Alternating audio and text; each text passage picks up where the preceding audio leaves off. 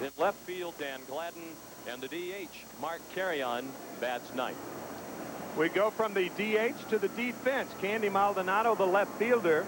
Devon White in center field. Joe Carter in right field. So a good defensive outfield for the Blue Jays. On the infield, Kelly Gruber at third base. Manuel Lee, the shortstop, his first outing last night in 3 weeks. He was on the DL. Roberto Alomar, the second baseman, and John Olerud at first.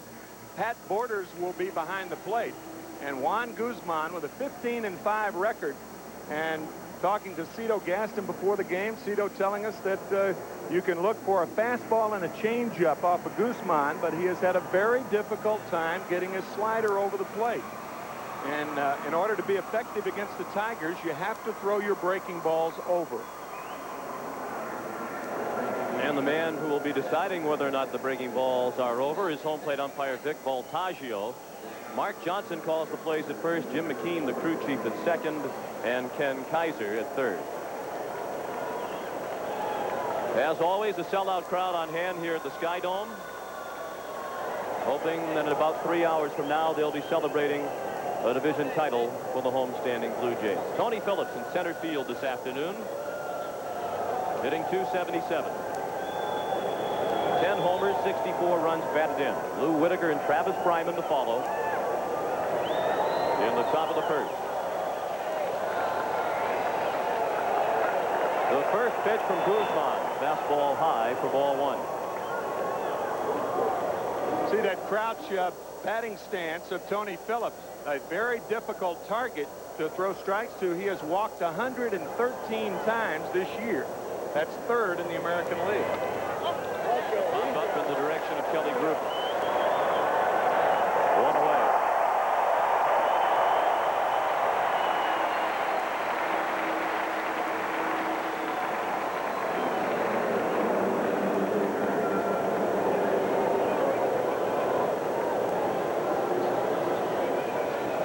Stepping in, Lou Whitaker.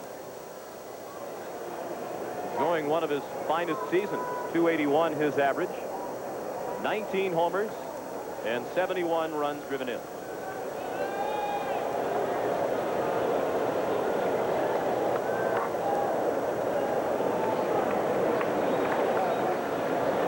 Squares the bunt and takes the ball high and tight. For 19 years, whenever you mention Lou Whitaker's name, you automatically mention Alan Trammell's name. They had played together 1,741 games together, those two, but Trammell out and has been out for most of the season. Only 120 at-bats this year for Alan Trammell.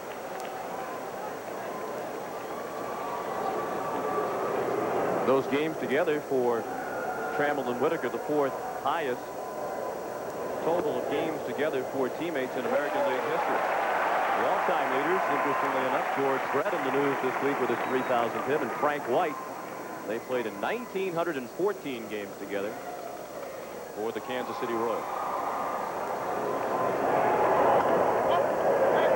Popped up straight back and heading out of play. No chance for Pat Borders.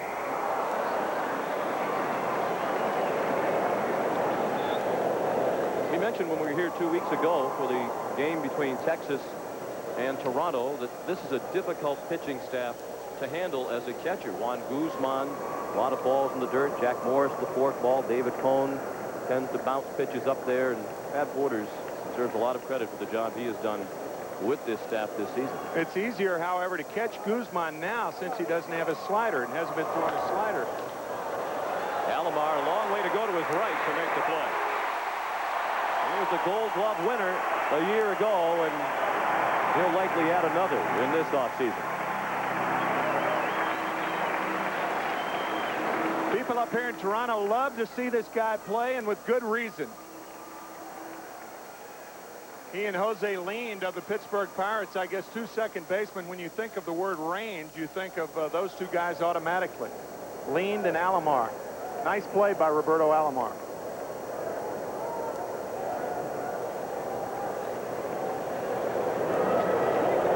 Travis Bryman has been tiring down the stretch. He's played in every game since the first weekend of the season. His average has dipped to .266. The runs batted in have been hard to come by lately for the 23-year-old All-Star. When you're 23, you don't tire. 23-year-olds never get tired. 0-2 the count.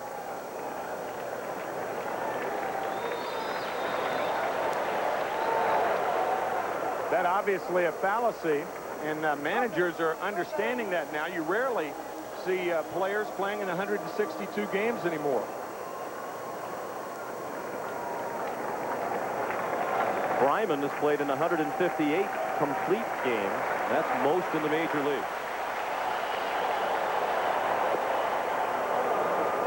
A rare slider of late from Guzman missed.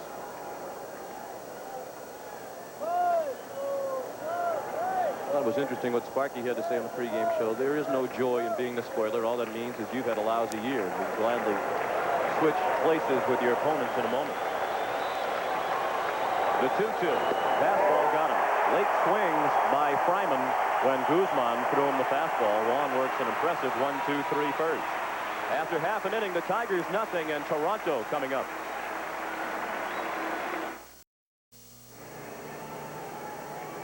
The Tigers did not score in the top of the first. They have David Haas on the mound in the bottom of the first, getting ready to face the Toronto Blue Jays. Haas brings a record of 5-2 into today's action with an ERA of under 4. And the Toronto lineup that he will face this afternoon has Devon White leading off in center field. Roberto Alomar is the second baseman. Joe Carter in right field. The cleanup hitter, the birthday boy in DH, Dave Winfield. John Olerud bats fifth at first base. Candy Maldonado in left field, batting seventh, the third baseman Kelly Gruber. The catcher, Pat Borders, bats eighth, and batting ninth, the shortstop, Manuel Lee.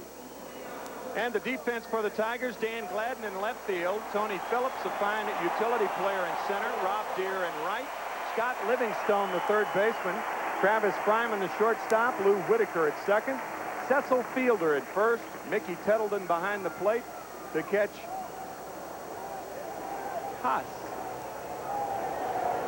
And Devon White leads off, switch hitting center fielder.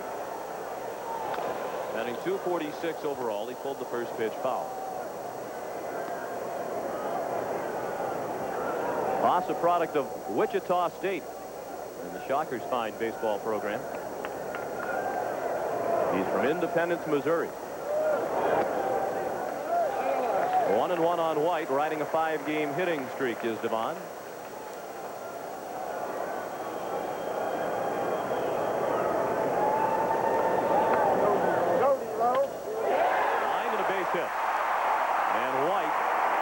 Hit in 6 in a row.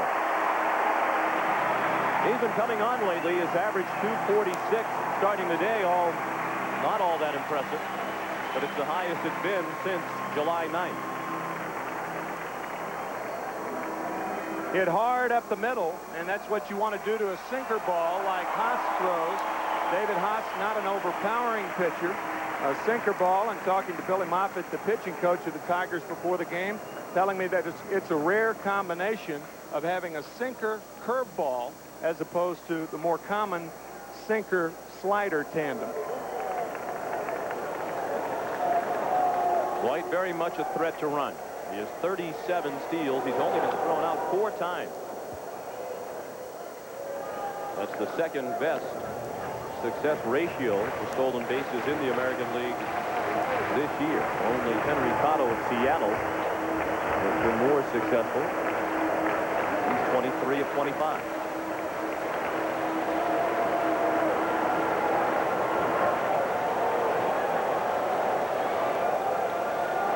Alomar tried to bunt. He fouled it back to the backstop.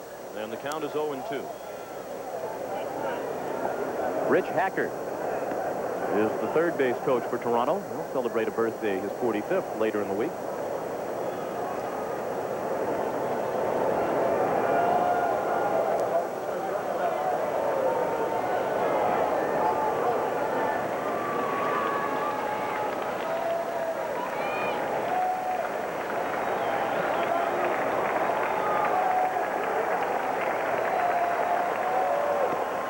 Pitch out on 0-2, and it's a ball and 2 strikes.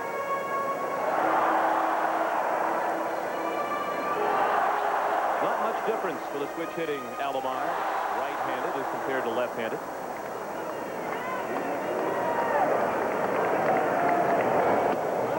Another pitch out. I remember Dick Grote, formerly a great shortstop with the Pittsburgh Pirates, the MVP in the National League in 1960 when they were the world champions, used to tell me that the 1-ball, 2-strike count was the best pitch on which to hit and run. Maybe Mickey Tettleton was thinking that way then. White not running, Alomar to left field, and Gladden there to make the catch. The reason for that, in Grote's theory and theorizing about a hit and run, was that with 1 ball and 2 strikes, that was the time the pitcher and the catcher wanted to go after the hitter. You didn't want to waste the pitch. 0-2, you waste 1.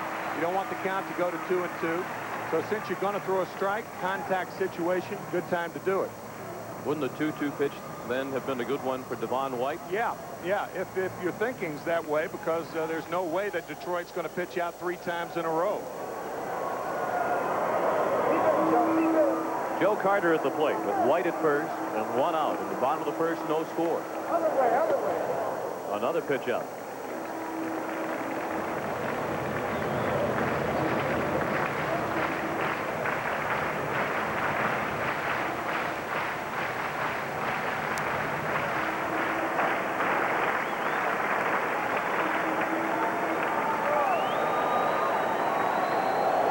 White still not running. Carter drills one to deep center.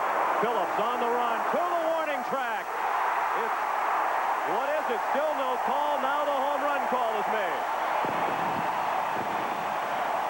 Second base umpire Jim McKean yielded to first base umpire Mark Johnson, who correctly made the call. It hit the black backdrop beyond the 400 mark. A 2-run homer for Carter, and the Blue Jays are on top of the first inning.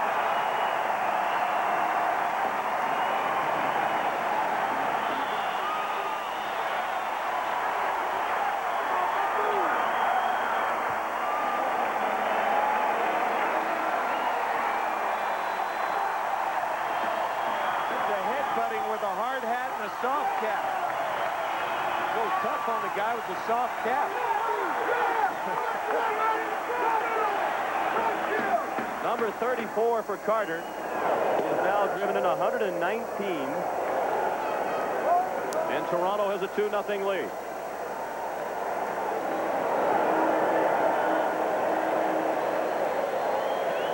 That ball low and away to Joe Carter, and he hit it 420 feet. Takes awesome strength to do that.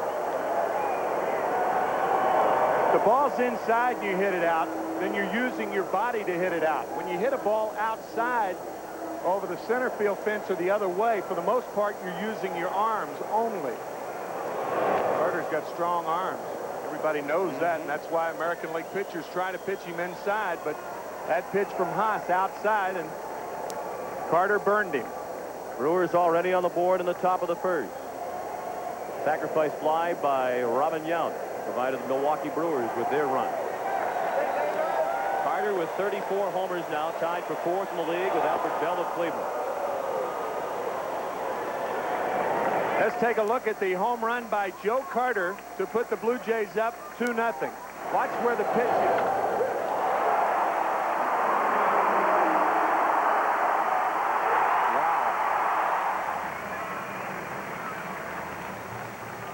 119 runs batted in for Joe, now 5 behind the league leader, Cecil Fielder. After the strikeout of Winfield, 2 down, the bases empty, and the batter is John Olerud, hitting .286 with 16 round trippers and 66 knocked in. Changeup in for a strike.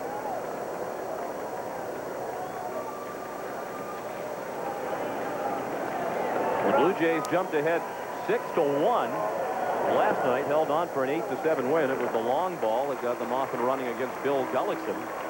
Last night they hit 3 home runs off Gullickson, who has now surrendered 35 homers this year in building that 6-1 lead.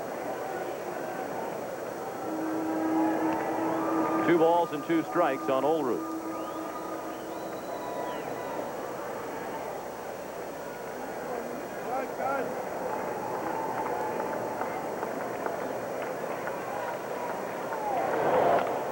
Check swing, Tappert back to the mound. And Hodge throws him out. But the Blue Jays score first in this one. Devon White singled and Joe Carter homered.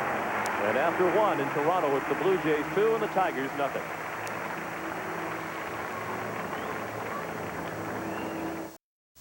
You're watching CBS Sports coverage of Major League Baseball. 2-0 Blue Jays because of Joe Carter's 34th home run of the year. And from another angle, watch Joe Carter use his arms only. Pretty good golf swing right there. He hit it like one of my golf shots, too. 400 feet. That's... Yeah, with his arms and no body, right? That's right. When you translate that into yards, it's not very many. I won't embarrass myself by trying to figure it out. The average shot from the tee. Here's Cecil Fielder. And launched them a lot further than the home run we just saw from Carter. He's hit 35 out of the ballpark this year, and he leads the majors with 124 runs driven in.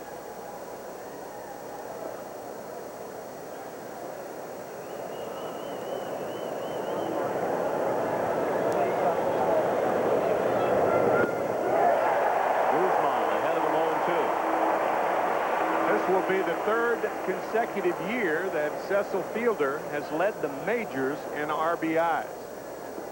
And he's the first player to do it since Babe Ruth led the majors 3 years in a row and runs batted in 1919, 20, and 21. No RBI that time. He's called out on strikes for the first out of the inning. Guzman blows him away on 3 pitches for his second strikeout of the afternoon. From the roof, from our roof camera, let's see where it was on the plate. Threading the outside corner. You throw that hard with that location, and not a lot of guys are going to hit balls hard. Mickey Tettleton.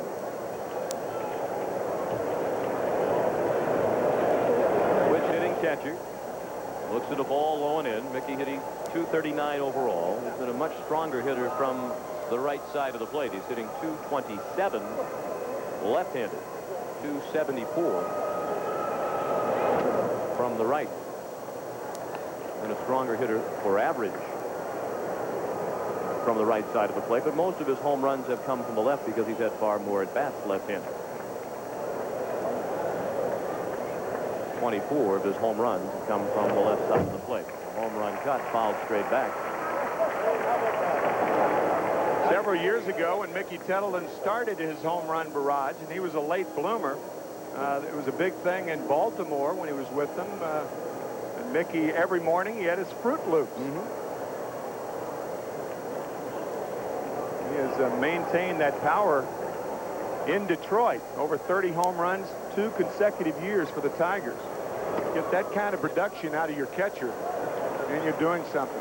Tigers leading the American League in home runs this year with 182.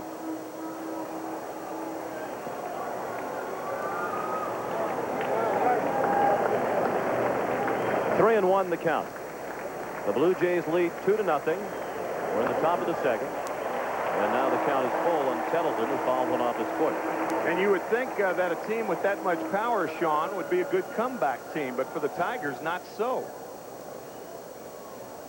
Only once this year have the Tigers come back from a deficit of 3 runs or more. They almost did it last night. As a matter of fact, Sparky Anderson had Tettleton at the plate in the top of the 9th inning with his team trailing by 1 run last night and Cecil Fielder aboard. A home run from Mickey would have given the Tigers the lead, but Tettleton struck out against Tom Henke to reduce the magic number to 1 for Toronto. Devon White a long way in to make the running catch. Let's check in with Pat O'Brien in New York. All right, Sean, thank you. Milwaukee at Oakland. The Brewers putting the pressure on. Top of the first, 1 out. Robin Yount sacrifices to right. He scores. Darrell Hamilton from third. Milwaukee leads 1-0 now in Oakland. First inning. Back to the Max, Skydome. Max Skydome. The debate is it Skydome or the Skydome? We'll talk to 10 people in Toronto. You'll get 5 answers in favor of Skydome and 5 for the Skydome. Rob Deere doesn't really care which it is, but he's had a terrific year. 32 home runs, despite the fact that Rob has only played in 108 games.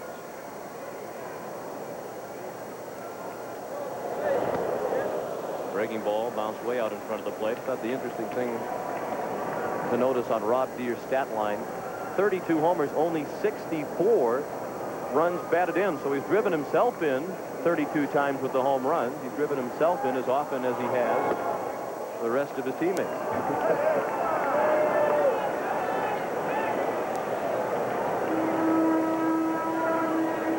2 balls and 1 strike, 2 outs. The bases are empty. Juan Guzman has started this ball game by retiring the first 5 Tigers in a row. Popped up, and that will drift out of play. Well, in Deere's case, you've got Cecil Fielder hitting in front of him. You've got Mickey Tettleton hitting in front of him. There aren't a lot of guys on base when he comes up.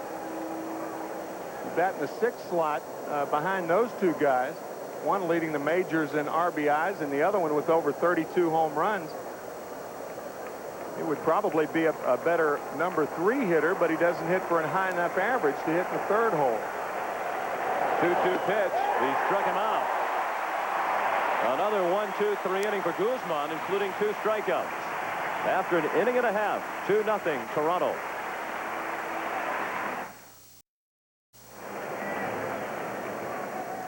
Sean McDonough with Tim McCarver, delighted to have you with us for our final regular season telecast of the year on CBS. Toronto leading 2-0 with a win.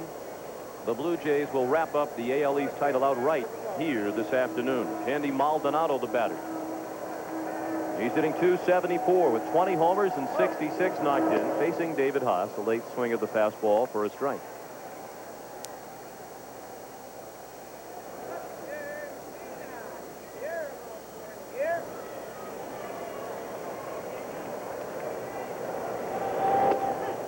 Right down the middle is Haas again.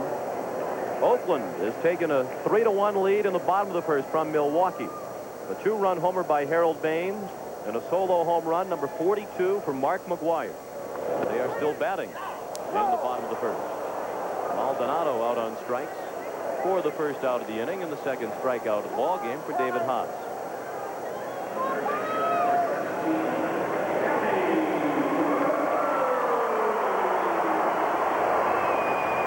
Kelly Gruber. His number is not what you would expect him to be at this time of the year, thanks in large part to a number of injuries that he has had to endure this season.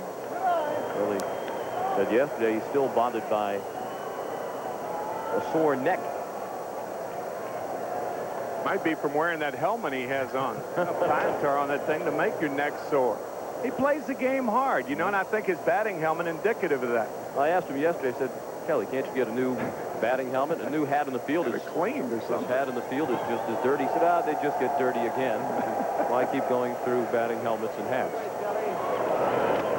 Here's a guy who plays on artificial surface, too. Think of what he'd look like if he played on dirt. We wouldn't be able to see the logo or anything on that helmet. Maybe he has a few rug burns in addition to the dirt.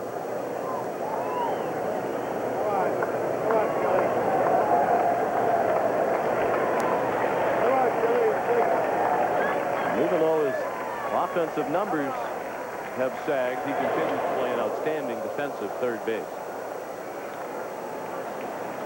Kelly said yesterday the doctors tell him the only thing with the neck problem is extended rest. And he won't have that opportunity, he hopes, until late October.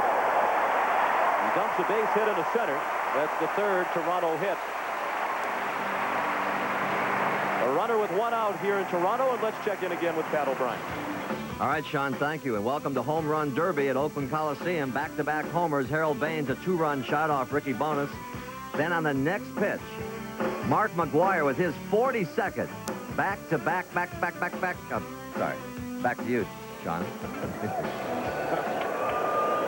And back to a tie for the league lead in home runs for Mark McGwire with 42, now tied with Juan Gonzalez of Texas. The Blue Jay catcher Pat Borders is at the plate with 1 out and a runner aboard in the Toronto second. The Blue Jays batting with a 2-0 lead. Borders batting .242. He's hit 13 homers. All of them off right-handed pitches.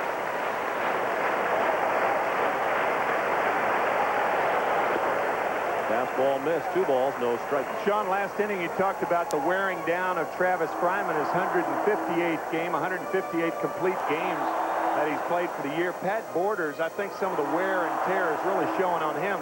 He's hit 207 since September 1st, and that is usually the sign that a catcher's caught too many ball games. Down to third. Livingstone. Low throw. Whitaker able to handle it. He took a pretty good bump from Gruber. They get just the 1 out at second for the 2nd out of the inning.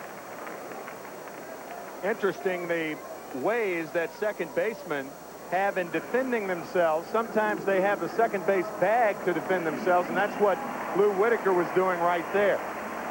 Fine play by Whitaker, an in-between hop, and watch him use the bag to prevent Gruber from sliding hard into him.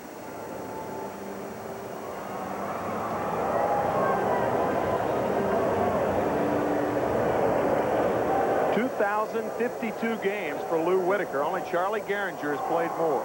He's a Hall of Famer. He knows how to defend himself from the oncoming sliders. Manuel Lee, as Tim mentioned, returned to action last night for the first time since September 11th. He's been bothered by a left hamstring pull. They've been very careful to not rush Lee back into the lineup because Alfredo Griffin, the veteran, has been playing very well in Lee's absence. There hasn't been any need to rush Manuel Lee back. Manuel's had a good year. You get that kind of production out of a shortstop, your number 9-hole hitter, batting almost 260. He's not striking out at the pace that he was last year. Over 100 strikeouts, I beg your pardon, only 72 this year. Much better left-handed batter, batting 280 from the left side. So I think the Blue Jays are very, very happy with Manuel Lee this year. He's also been more patient. One thing Larry Heisel, the new hitting coach, has been working with these Blue Jay hitters on. Demonstration of the patience there is Lee draws his career high 49th walk of the season. The first thrown by Sparky Anderson starter, David Haas. So first and second with 2 outs for the hot-hitting Devon White, who extended his hit streak to 6 games with a single. Starting the Toronto first, he scored on the home run by Carter. It's 2-0 Blue Jays in the bottom of the 2nd. White ahead of the off-speed pitch for strike 1. David Haas, one of 5 rookies that have started for the Tigers this year. John Doherty, John Kiley, Kurt Knudsen, and Buddy Groom. And they have a combined 18-16 record. Pretty good rookie crew. Well hit, but well fouled. Only Kansas City has more rookie pitchers with more wins. That's 19. So Detroit, lacking sorely for starting pitching in years past, finally have some rookies to hang their hats on. Haas and Doherty, the 1993 season were to start tomorrow, would be in the starting rotation next year for Sparky Anderson. He said he can't say that definitively right now because he doesn't know what maneuvering the Tigers will do in the offseason. Actually, those 5 rookie pitchers, not all of them started, but their record in appearances was 18-16. They've all pitched, and all pitched pretty well from time to time. Knudsen pitched very well last night in keeping the Tigers in the ballgame. The 1-2 to White, just inside.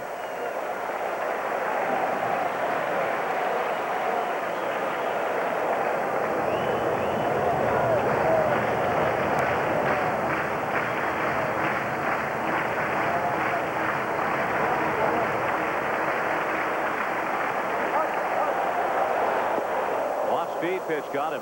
White out in front of it again. 2 strikeouts in the inning. 3 through 2 innings for David Haas. After 2-0 Toronto.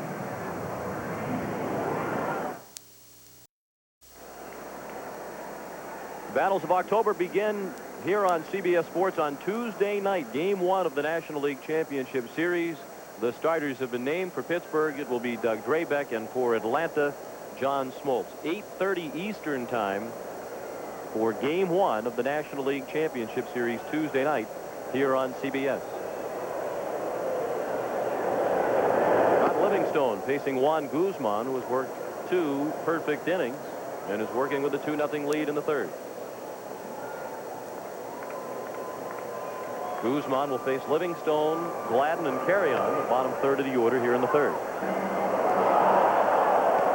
Livingstone has played well this year, particularly of late. He was the Tigers' leading hitter in the month of September.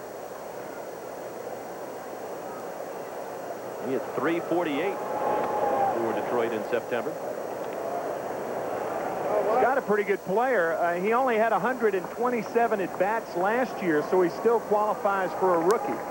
Rookie qualification, if you have more than 130 at-bats, you are no longer a rookie, so he made it by 3 at-bats. He's ahead in the count here, 3-1. He's not likely to be the Tiger third baseman next year. Travis Fryman's going to be the shortstop, and it looks like Alan Trammell will make the shift to third base. Little lob down the left field line, slicing foul. No chance for Gruber or Lee.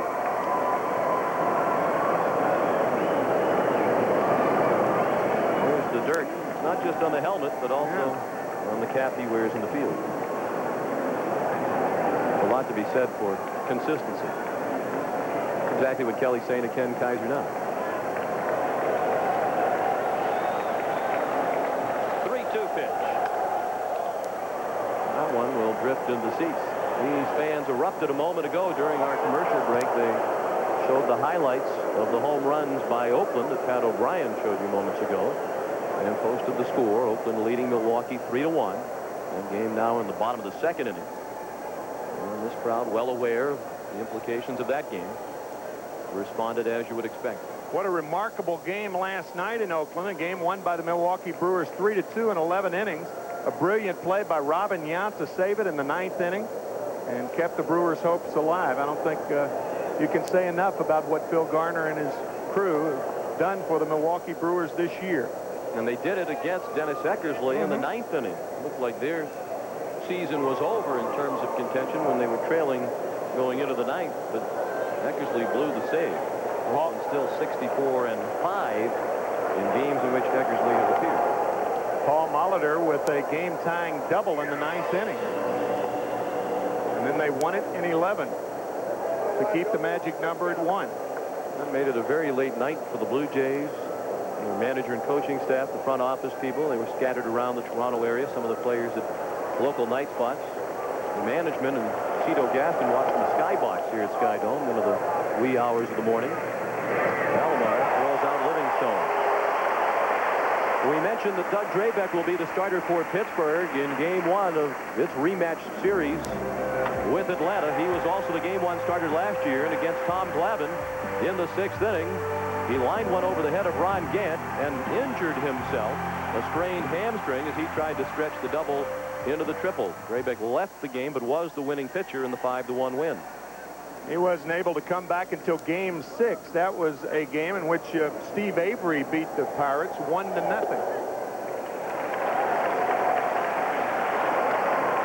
Dan Gladden, the batter, at .257, 7 homers, 42 knocked in. 7 up and 7 down against Juan Guzman, and this could be a very important start for Guzman as the Blue Jays look toward the postseason. Still, the #1 subject of debate here in Toronto is who will be the Blue Jays starter for game 3 if they do indeed win the American League East. Morris and Cone set for the first 2 games. The debate for game 3 focuses on Guzman and Jimmy Peters. Guzman making a strong case for himself this afternoon. He's retired 8 in a row, 4 of them via the strikeout.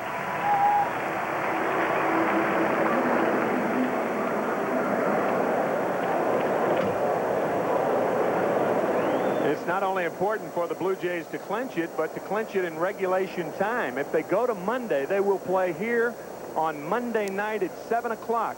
Milwaukee Brewers and David Cone will be the pitcher for Toronto, and that would mean that he would start one of the first 2 games when they play on Wednesday and Thursday. Not often you see the DH batting 9th, but that's the case for the Tigers today. Mark Carrion behind in the count 0-2. Okay, if he keeps throwing like this, I don't think there'll be any question about who's going to be the Game 3 starter. He is blowing. He's aware of what is at stake for him, not just for his team, but also for himself. 1, 2, 3 go the Tigers again. 2 more strikeouts for Guzman after 2.5. 2-0 Toronto.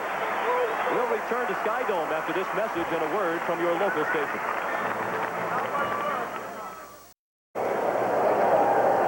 Bottom of the third, 2-0 Toronto. David Haas facing Roberto Alomar to lead off. Then Joe Carter and Dave Winfield to meet at the Toronto order coming up. Alomar line to left his first time up.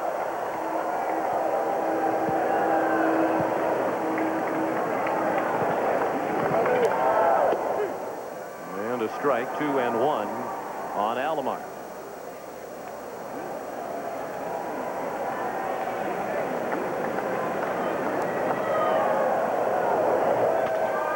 Down to first, past the dive of fielder.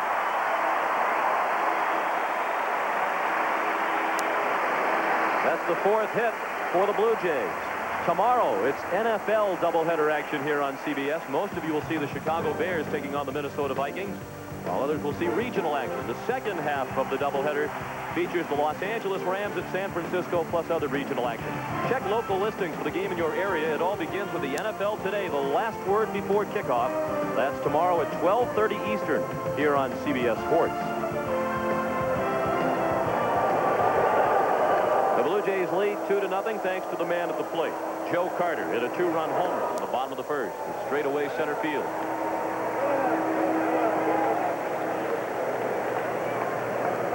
It was Carter's 34th home run. He has now knocked in 119 runs. 6 of his last 7 years with 100 or more RBIs. He had 98 last year. Make that 2 years ago. So 6 of his last 7 years with 100 or more RBIs.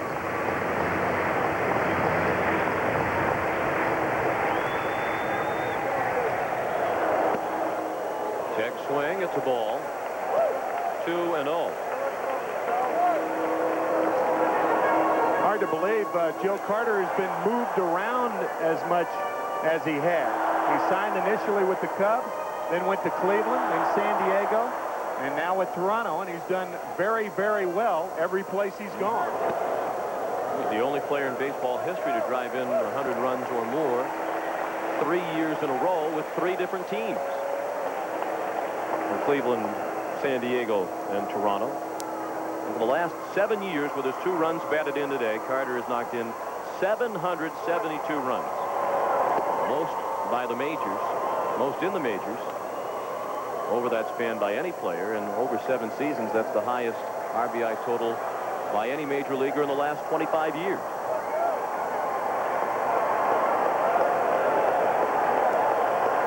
Alomar with 47 stolen bases, running on the pitch. It's bounced to third. Livingstone has to go to first for the first out of the inning. The runner is in scoring position with 1 out for Toronto in the third as the Blue Jays look to add to a 2-0 lead. There are a lot of managers who like to run 3-1 and 2-0, but I think with a power hitter up there, I do not think that that's a good running count. I think it's an offensive situation, and you ought to give the hitter a chance to choose his pitch in that situation.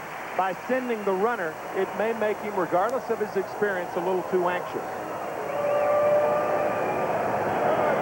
Dave Winfield struck out his first time up.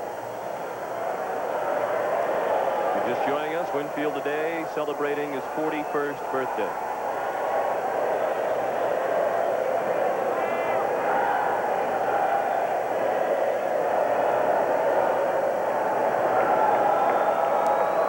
And on September 24th at Baltimore,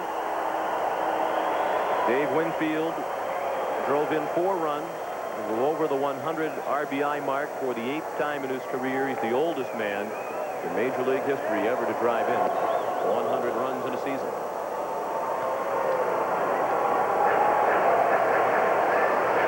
Not only is he the only 40-year-old to have 100 or more RBIs, but nobody 39 years old has done it. Ty Cobb was 38 years, 7 months back in 1925 when he did it.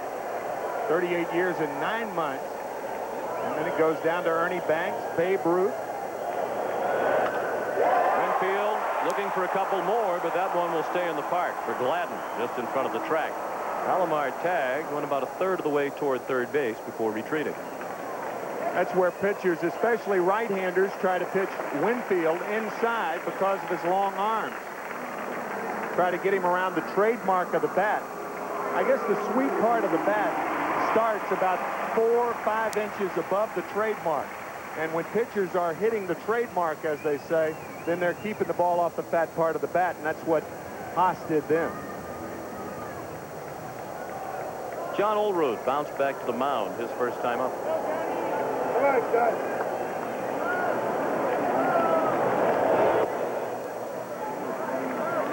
1-0 on Olerud. He's batting with 2 outs. Alomar at second.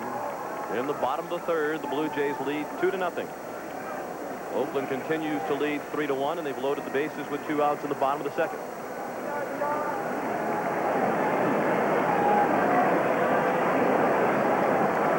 Ricky Bonas, the Milwaukee starter, knocked out of that ball game in Oakland. James Austin, a right-hander, has come on in relief in the second.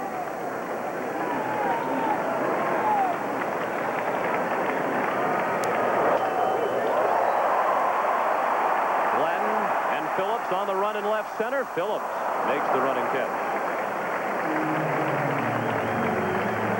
We've played 3 under the roof of the Sky Dome, and the Blue Jays lead 2-0.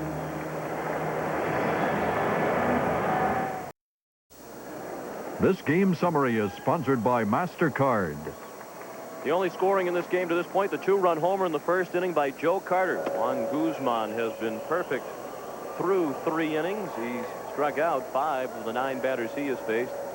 A Toronto win here today or a Milwaukee loss, and the Brewers now trail 4-1, would give Toronto the American League East title outright. The magic number is 1. We saw the first pitch of the inning thrown by Guzman, ball to Tony Phillips, and now the count level at 1 ball and 1 strike to the center fielder who started the ball game by popping out to the third baseman Kelly Gruber.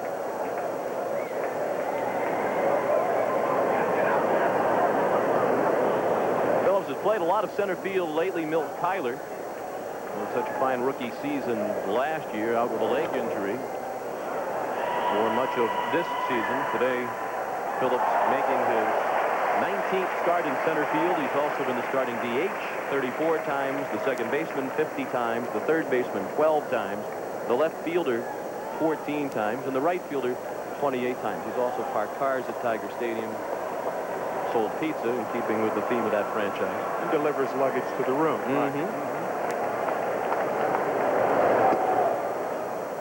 See that crouch of Tony Phillips. If a pitcher is picking up a catcher's target, you don't worry about how a guy crouches. Ricky Henderson of the Oakland Athletics, a similar crouch. But if a pitcher's picking up the target, you're throwing to the glove and not to the hitter.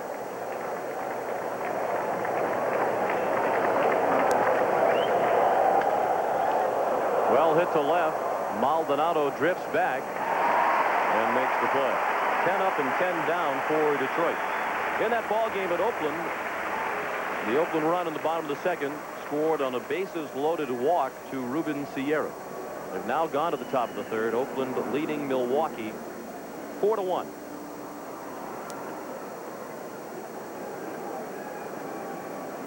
With 1 out, the batter is Lou Whitaker. Bounced to second his first time up.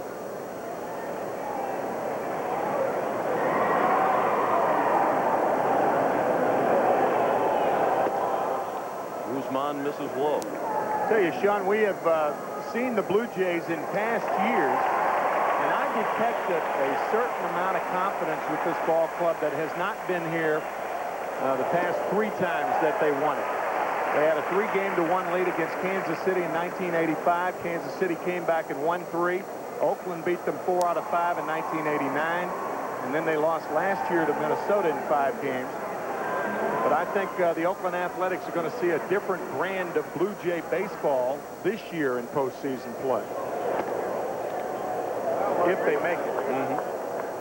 here are the close calls, and you could add 1987 in the regular season when the Blue Jays lost their last 7 games, including the season-ending series with Detroit. Changeup. 2-2 on Lou Whitaker. And what happens is that if you have a year like 1987, they had the 3.5 game lead, lost their last 7 games, that follows the organization around it, follows the team around it. I mean, there are a lot of guys on this team that didn't even play on that 87 club. Foul tipped into the mid of Borders. Guzman has retired 11 in a row to start the ball game, 6 of them via the strikeout.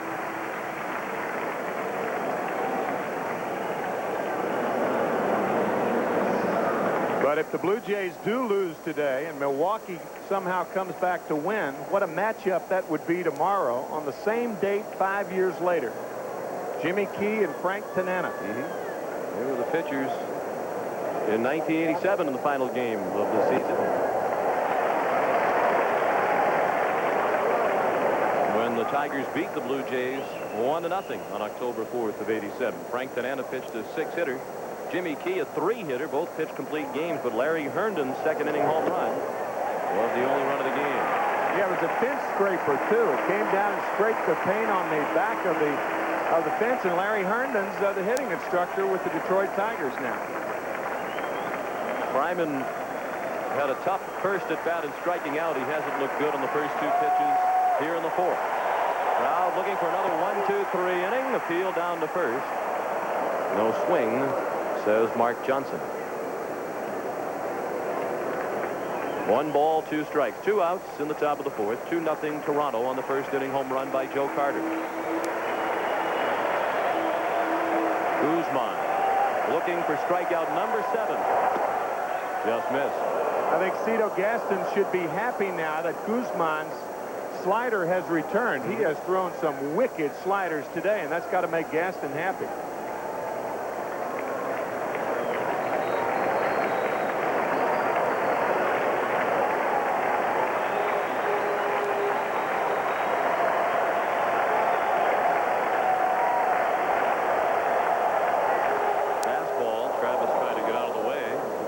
Inside, he fouled it off. Still 2-2.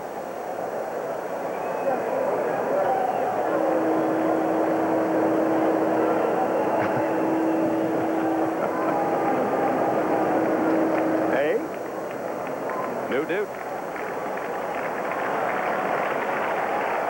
The 2-2 struck him out.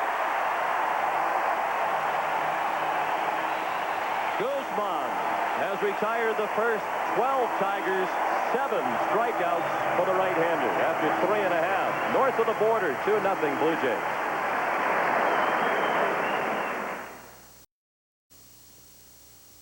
CBS Sports presents Major League Baseball. Today's game is brought to you by Rolaids. Rolaids spells 100% relief. Canon CJ10 full-color copier, printer, scanner. And by Toyota. Toyota, I love what you do for me. Welcome back to the Sky Dome in Toronto, the 67th home sellout of the year on hand, watching the Toronto Blue Jays trying to clinch the American League East, and they lead Detroit 2-0 after 3.5 innings. Juan Guzman has pitched 4 perfect innings. Joe Carter provided the only runs in this ball game with a 2-run homer in the bottom of the first. Sean McDonough and Tim McCarver, happy to have you with us as the Blue Jays bat in the 4th, and Candy Maldonado up there with a count of 1-0. He was called out on strikes his first time up. Facing David Haas.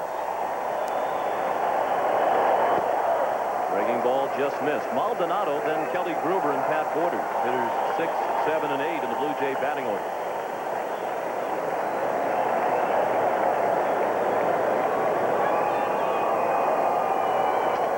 Broken battle looper on the move. Fryman will make the catch in shallow center.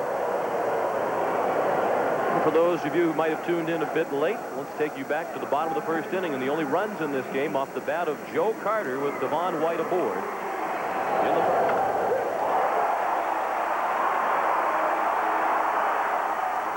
everybody has a tendency to think that any pitch that's hit out of the ballpark was a mistake. That was no mistake.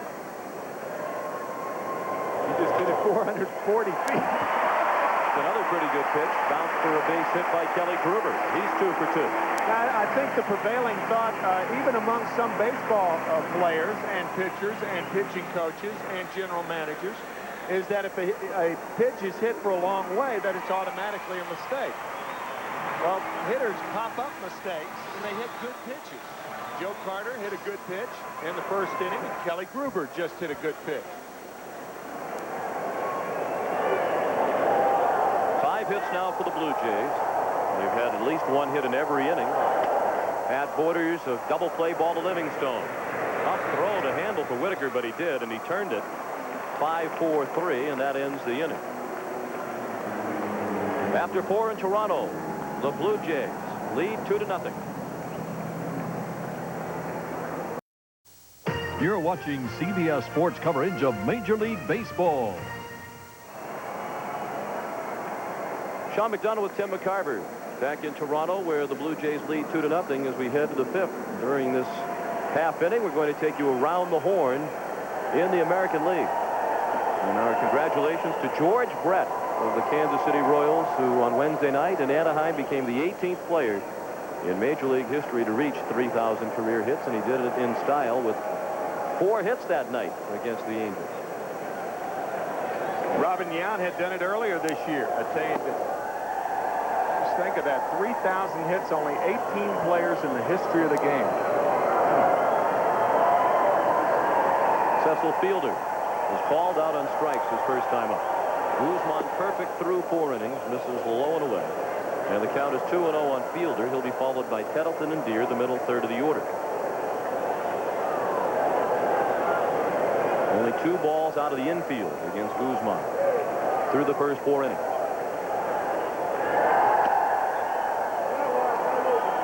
But the Tigers on the verge of their first base runner as Fielder is ahead 3-0.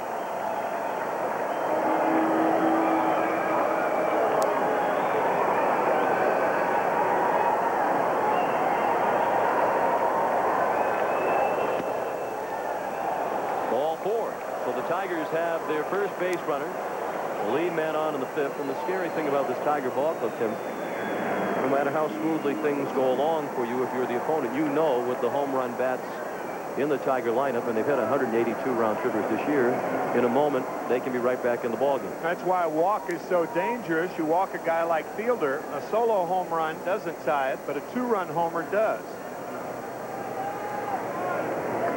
Fielder has not attempted a stolen base this year. That's why John Olerud is playing behind Cecil at first base. 5 straight balls to start the inning. This has happened with Guzman from time to time this season. He'll have stretches where he is virtually unhittable, and in some outings it comes apart for him rather quickly. From a catcher's standpoint, the one thing you don't want him to do is to slow down. Keep his rhythm quickly. Or quick. He has been encouraged by pitching coach Galen Cisco and manager Cito Gaston in the past to work at a brisk pace. He does have the tendency to work very slowly, particularly when things aren't going well. And that's why sometimes it's the worst thing to do. A lot of pitching coaches will tell the catcher to go out and talk to him. That's the worst thing you can do to a guy like Guzman. Do the opposite. Speed him up. 7 straight balls to start the inning. 3-0 on Tettleton. Because, see, if you slow down with a young pitcher, what you're doing, in effect, is you're creating more doubt. Now Galen Cisco's going to go out there. He's the pitching coach, and he's going to talk to Guzman and clear things up. He might be telling him about his pace. I've always thought that one of the worst things you could do to a pitcher or to a hitter during the game is talk about mechanics. Tell him that he's dropping his shoulder, keep your elbow up, or any of that stuff. You can't worry about your mechanics during the game, but you work on the mental part of a pitcher, and working rapidly and working quickly is more or less the mental part of pitching. But it certainly has helped Guzman in the past. The one thing you don't want him to do is to become too lethargic and slow down the pace. There is no action in the Toronto bullpen. Blue Jays leading 2-0. Guzman is struggling for the first time today here in the 5th inning. He walked the leadoff man Fielder on 4 pitches. And now he's behind Mickey Tettleton, 3-0. With the dangerous Rob Deere on deck. 65th pitch is ball 4 high. He's thrown 8 balls here in the 5th. For a college football update, well, let's check in with Pat O'Brien in New York. All right, Sean, thank you. Number 3 against number 2, Florida State at Miami. Florida State with a chance to tie. 8 ticks on the clock. Dan Mowry's 39-yard attempt, wide right. Miami goes on to win it, and we welcome those viewers. Back to you, Sean. Something about those last-second field goals for Florida State. Just won't go through for them. That's what Detroit needs now. Field goal. Make it 3-2. Chance to get it with Rob Deere at the plate. 32 home runs for Deere. A home run would put the Tigers on top. There's the first strike of the inning. 0-1 on Deere. And he's been hot. He was the American League Player of the Week last week. Last week he had .323 with 3 home runs.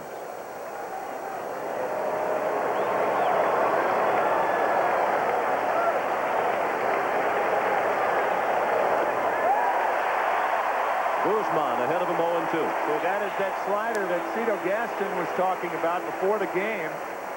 I mean, that is nasty. Like a gyroscope coming up there. It's held so tightly, and the spin on it looks like a Steve Carlton type slider.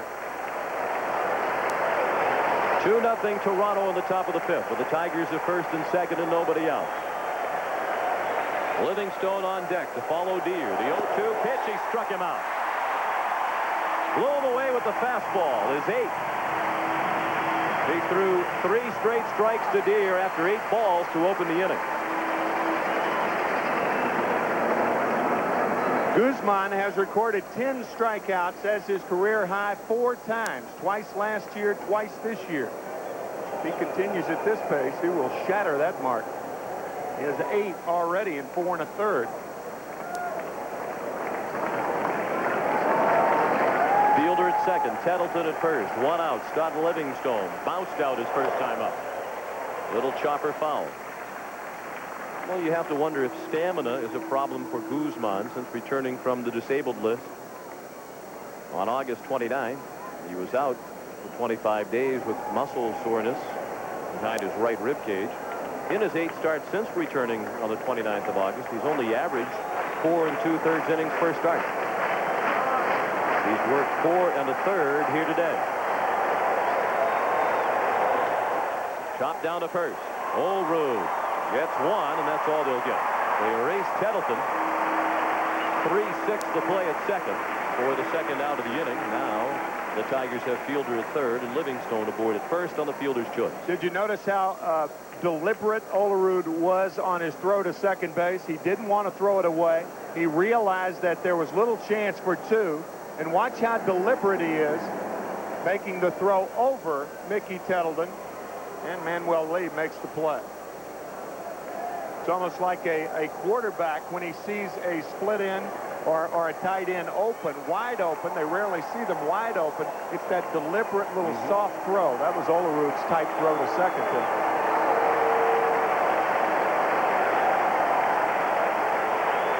Dan Gladden, the hitter.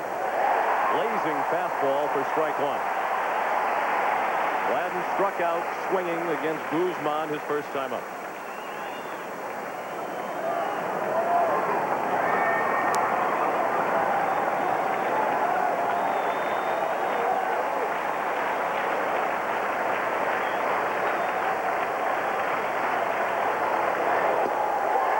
No contest on those 2 pitches. Guzman struck out 1 in the first. He fanned 2 in the second, 2 more in the third, 2 in the fourth. His second strikeout of the 5th would get him out of the inning.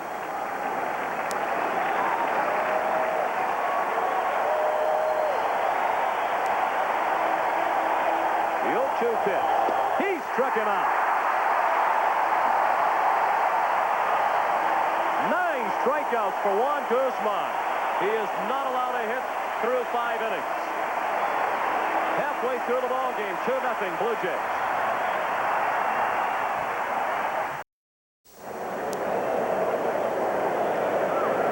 Set to go in the bottom of the 5th. Manuel Lee leads off against David Haas and takes a ball. Moments ago, Dave Winfield came out of the Blue Jay dugout to acknowledge a standing ovation from the crowd as Blue Jay management on the message board in center field put up happy birthday number 41 to Dave Winfield. You can hear in the background now they're singing happy birthday to him. Imagine how many candles this crowd could blow out.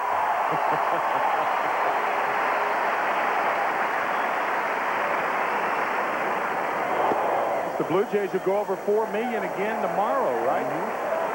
On a pace to draw 4,027,000 fans.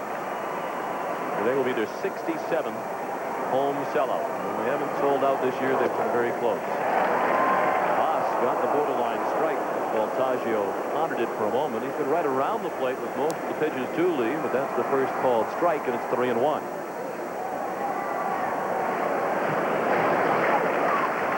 The 3-1 pitch. What was wrong with that? What David Haas wants to know as he looks in at Vic Voltaggio. Talked a lot about how umpires do not give any more high strikes. A lot of times a ball's right at the belt, and you got to wonder where that pitch was. I remember before the season started, then Commissioner Fay Vincent said that he was going to try to encourage the umpires to call more high strikes this year, but that ball's right at the belt. That's that was not right high. down the middle. Right down the pipe. Second time Lee has walked. Both walks Haas has issued. Gone to the number 9 batter. White can run. Safe.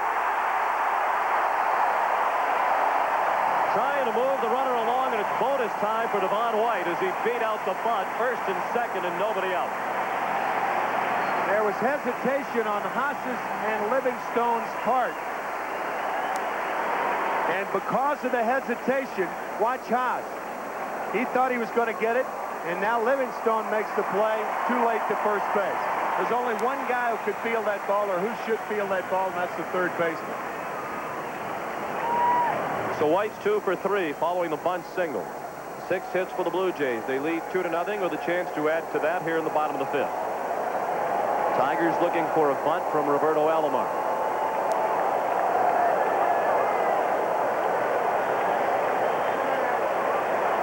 He squares. That's a good bunt.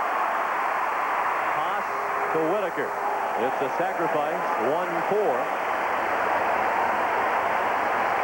2 men in scoring position with 1 out.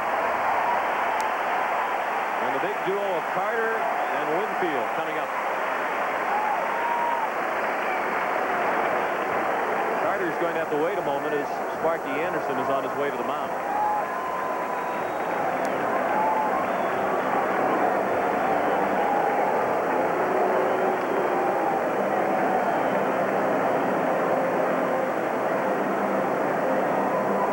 Sparky Anderson, for probably the 50,000th time in his managing career, didn't step on the line. He is one guy who thinks he is very superstitious, and once he walks back, he will not step on the line. Watch him go over the first base line. See, he didn't even look. He's got it down. He didn't even look then.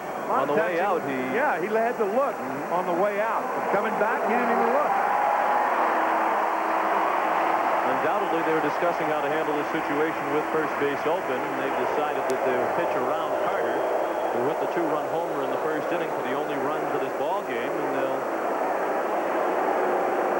pitch to Dave Winfield with the bases loaded. If you have a strikeout pitcher, you pitch to Carter. But because Haas isn't a strikeout pitcher, you got to try to get the double play ground ball. Coming into today's game, Haas had 26 strikeouts in 57 innings. It's about 2 every 9 innings or so, close to 3. So he's a contact hitter, and right now he's looking for a double play grounder from Winfield.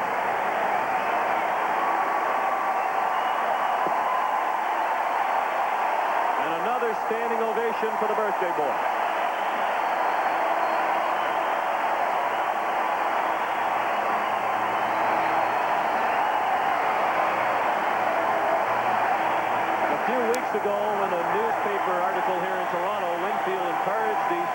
become more vocal that the crowd here is too passive. But today they have responded and then some. They've been roaring with the first pitch of the ball game. Haas will work from the windup with the bases loaded and 1 out. 5th inning, 2-0 Blue Jays. Winfield on his 41st birthday is struck out and fly to left.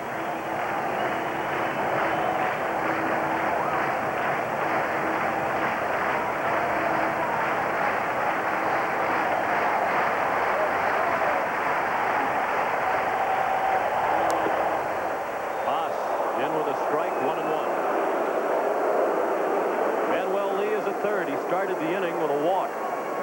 Devon White reached on a bunt single. He's at second. Joe Carter was intentionally walked. He's at first.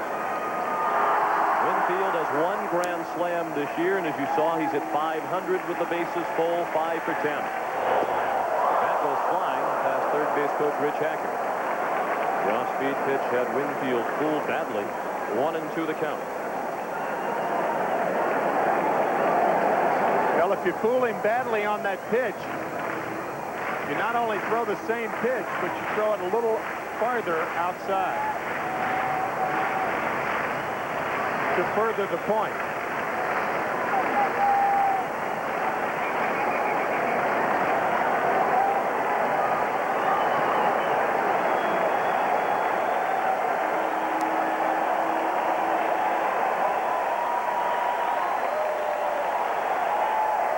The 1-2 pitch.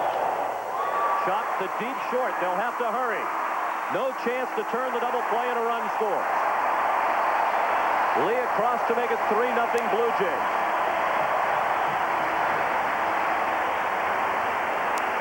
The RBI for Winfield, number 108. Haas tried to go outside with a breaking ball, but it wasn't as sharp as the one before, nor was it outside enough. Winfield with very, very long arms, 6'6". It's not outside enough. I think had you teased him a little bit farther outside, you may have gotten him to swing and miss. But when you're dealing with the corner, Winfield can hit those pitches. Very important batter in the ball game is John Olerud with another runner at third base and 2 down.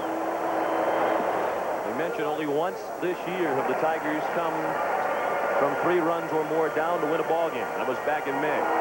Even though they lead the majors in runs scored, they don't come back from this type of a deficit.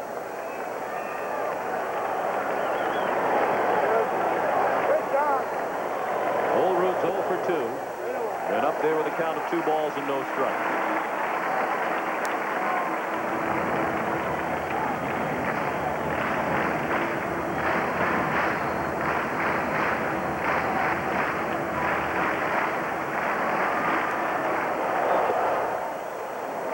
Close pitch, called a strike. 2-1.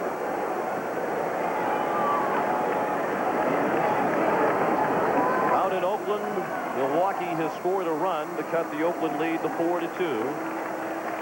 Dave Nilsson, the catcher, with the RBI. They're now in the top of the 4th inning at Oakland Alameda County Coliseum. Oakland 4 and Milwaukee 2.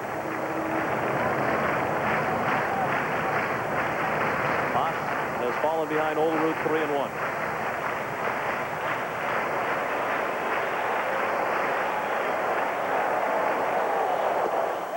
That's ball 4 on the 3rd walk of the inning.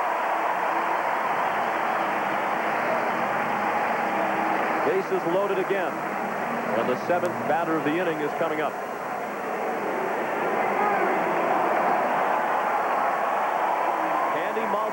With a chance to break this one wide open in the 5th inning. But he won't do it against David Haas. Sparky Anderson on his way to the mound. It's the 2nd trip of the inning. Consequently, there will be a pitching change. With the score, the Blue Jays 3 and the Tigers nothing. We'll return to Toronto in a moment.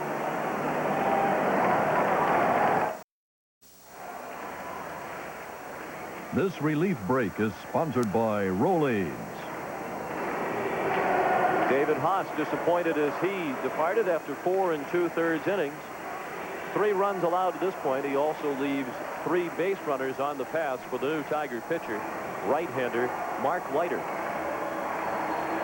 Mark Leiter's 35th appearance of the year. He has started 14 games, so he's kind of a swing man for Sparky Anderson, Billy Moffitt, the pitching coach. Guess Mark is happy to be pitching. He didn't pitch in 1986, 7, or 8 because of injuries, missing 3 years of prime time. Released by Baltimore, signing with the Yankees. Dennis Eckersley is going to be the Rolaids reliever of the year in the American League. But what a race in the National League between Lee Smith of St. Louis and Doug Jones of the Astros, separated by only 1 point. Out in Oakland, the Athletics and Brewers now separated by 3 runs. The 3-run lead has been restored as Mike Bordick has hit a solo home run in the bottom of the 4th inning for Oakland. You might have heard the roar in the background a moment ago as Leiter was warming up. They showed the Bordick home run on the screen here in center field. Maldonado, the 7th batter of the inning. He hasn't fared well this season with the bases full. He was 0 for 2 today against Haas. Leiter's first pitch, a strike on the inside corner. Devon White is at 3rd. Dave Winfield at 2nd. John Olerud at 1st. 1 run in, the only hit in this inning, the bunt single by White when he was attempting to sacrifice. Foul tip into the mid of Kettleton. 0-2 the count on Maldonado. Matter of fact, the Blue Jays have plated 1 run this inning and a chance to blow it open, and they haven't gotten the ball out of the infield yet.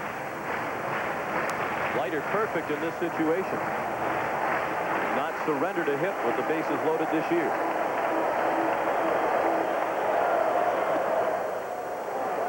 One and 2.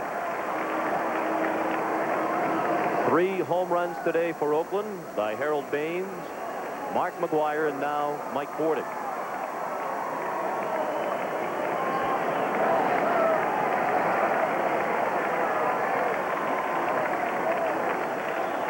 The 1-2 pitch. Late swing and a foul off to the right.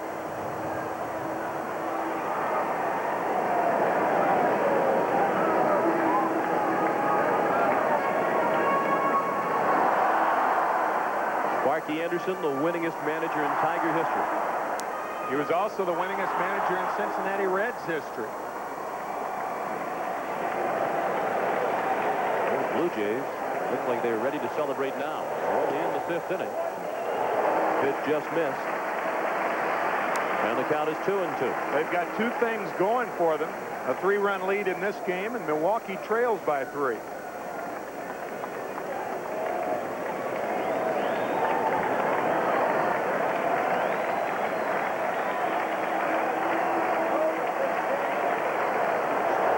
Struck him out. Leiter comes on to put out the fire. The Blue Jays get only 1. They leave the bases loaded. They've now stranded 6. We'll return to the Sky Dome after this word from your local station. The first pitch of the 6th just fouled away by Mark Carrion for strike 1. He's the number 9 batter in DH. The Tigers looking for their first hit of the ball game as they bat in the 6th inning against Juan Guzman. Worked the first 4 innings in perfect fashion, 12 up and 12 down. Struggled at the start of the last inning, walked the first 2 hitters, but emerged from the inning unscathed, helped in large part by the strikeout. 2 more last inning, 9 through 5 innings. And on the verge of getting Carrion again.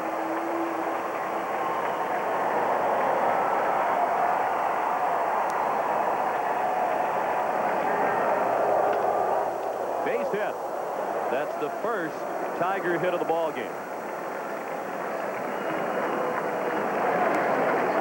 We talked earlier about mistakes that Joe Carter hit a good pitch in the first inning for the 2-run homer.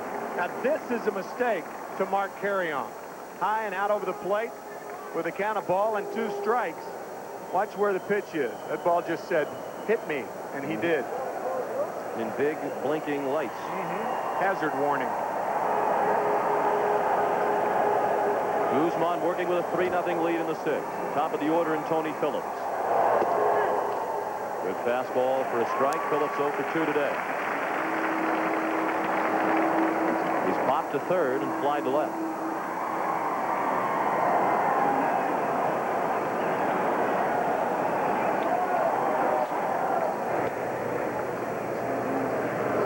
Tim mentioned earlier, Tony Phillips leads the major leagues in runs scored with 114, and in large part to his patience at the plate and high walk total. Ron LaFleur is the only Detroit player in the last 50 years to lead the majors in runs scored. That was in 1977.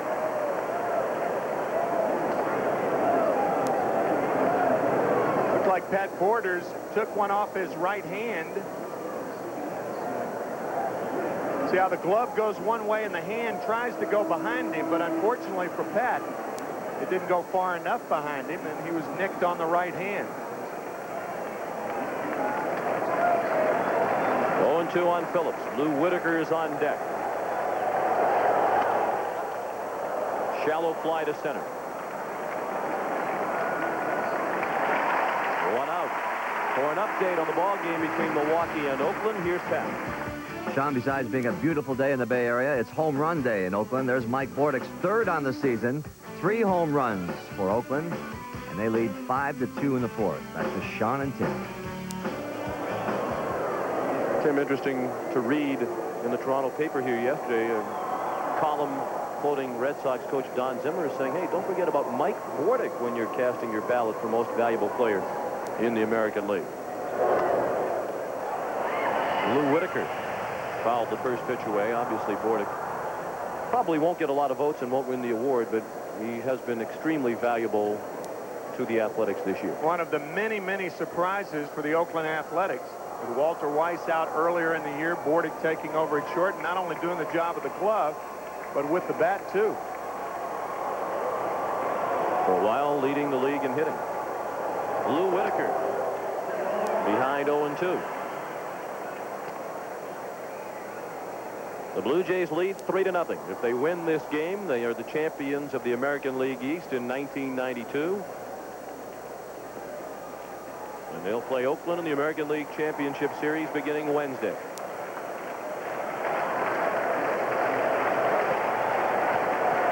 Oh, 2 pitch. Blown away. Dug out of the dirt by Borders.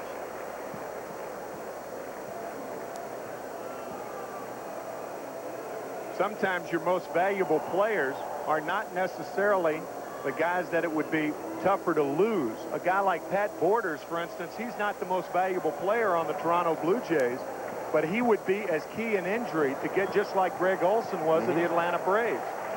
Not the MVP, but the toughest guy to fill the spot for.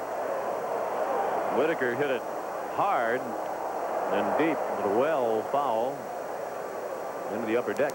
Greg Olson of the Atlanta Braves broke his right ankle, and he played all but 1 inning in postseason play last year.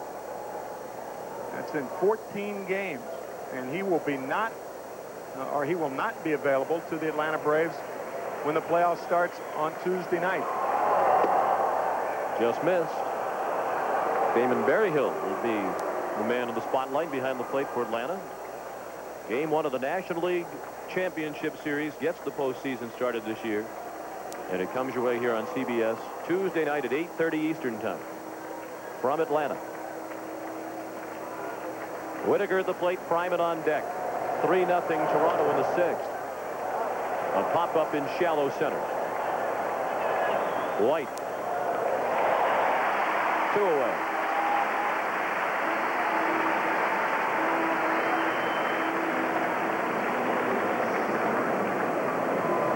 A lot of times when a team plays the role of spoiler in a situation like this, it's kind of fun from your standpoint of looking at the other team and kind of watching them squirm. Because most of the time when you go out on a big league field, the pressure is as intense for both clubs. Not so in a situation like this, obviously, but you're around the Toronto Blue Jays, and it's like another day at the office for these guys. They're very, very confident, very calm, and it's not the calm and confidence that's trying to impress anybody. You get the feeling that it's within themselves and it's legitimate. Genuine. Yeah. Fryman has already fanned twice this afternoon. He's on the hook here, 0-2.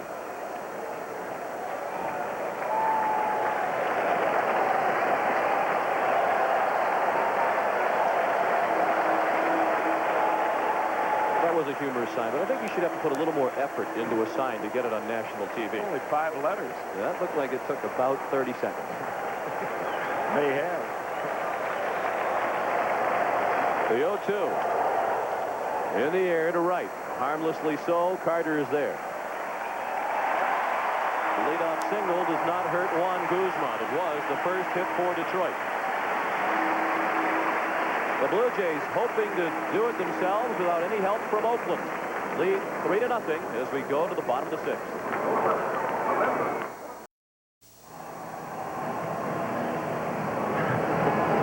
Sellout crowd here at Sky Dome. Certainly the Blue Jays worthy of applause through 5.5 innings this afternoon.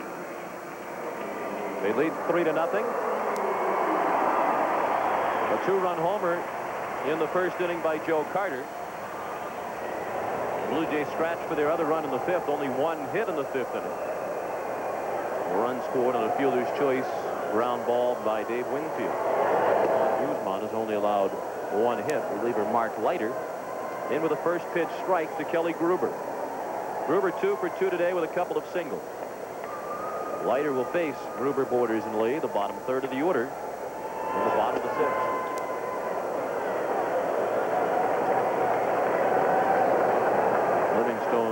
Was even with the bag with the first couple of pitches to Gruber. Now the count's 0-2. He's well behind the third base back.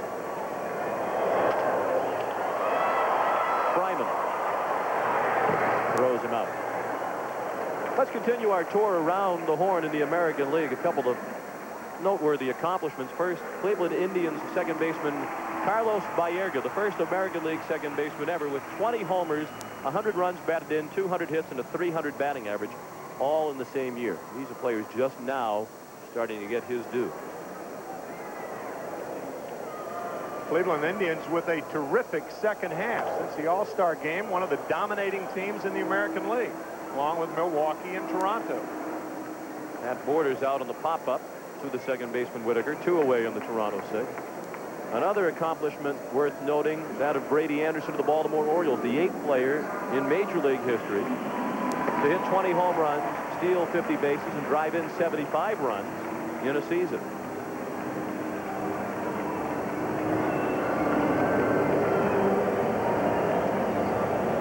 He's a guy who might warrant some MVP consideration from the balloters. Had a particularly strong first half. Manuel Lee. Had they won it, I think he certainly would have warranted more consideration. Hard to believe that at this point in the season, only 1 no-hitter has been pitched in the major leagues. And that by Kevin Gross of the Los Angeles Dodgers. A rather unlikely candidate for his first no-hitter. About the only bright spot in this 92 season for Los Angeles. Glum. Woo. 2-1 on Manuel Lee. We talked about his newfound patience this season. He's walked twice today and has scored a run.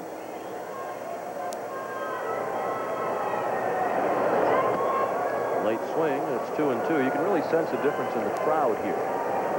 They were raucous early on. Now that the Blue Jays are creeping closer toward the late innings and the possibility of the title, there's that eerie silence of anticipation that has taken over.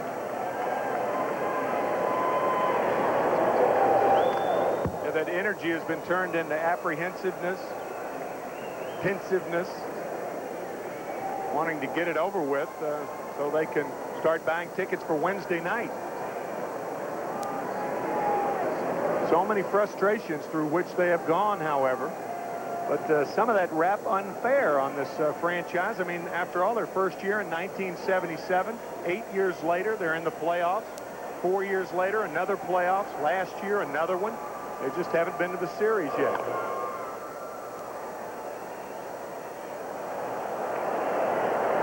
Nice play by a fan in the second row. He came down to the front row and threw a few elbows to get the souvenir.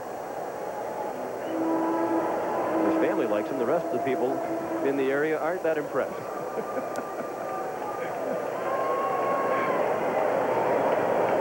The 2-2. A little lob out of play in the other direction. That guy's really going to have to run and throw some elbows to get that one.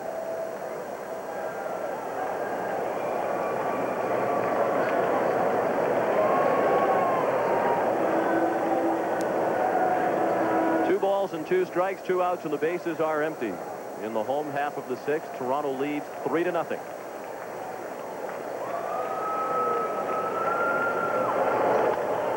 Little looper and a base hit over the head of the third baseman Livingstone. Emmanuel Lee continues to enjoy a perfect day. He's aboard with 2 outs in the 6th. That's the 7th Blue Jay hit, the first at the expense of Mark Leiter. An inside-out swing by Manny Lee. He drags the hands through the hitting area. The bat head follows, and a little lob in between the lines to left field. Lee not much of a threat to run anyway, and even less so with the hamstring problem. Devon White at the plate. The ball high and away. White continues hot. He extended his hit streak to 6 games today with a 2-for-3 performance. 2 singles. He scored on the Carter home run back in the 1st.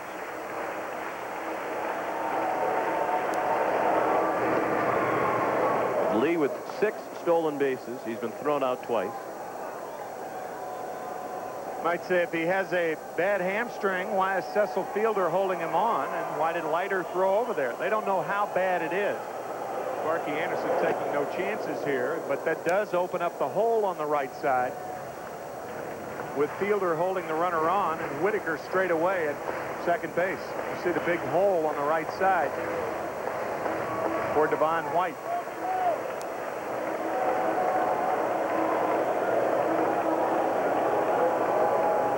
Leiter's 1-1.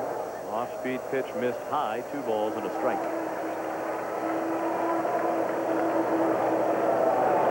Leiter's brother Al is here in the park today and wearing the uniform of the opponent. He's a pitcher for the Toronto Blue Jays. Traded for Jesse Barfield. Mid-80s from the Yankees. The 2-1. Fouled right back to the backstop. Certainly be a boost to the Blue Jays if they do make it to the postseason to have Devon White swinging a hot bat. He's really had a roller coaster ride the last few years of his career. Last season as first as a Blue Jay, most impressive. This year just the 246 batting average coming in, and as we noted during his last at-bat, that average has been steadily on the rise. Looking for his 13th 3-hit game of the season, and into a full count now with 2 outs. That means Manuel Lee will be off with the pitch.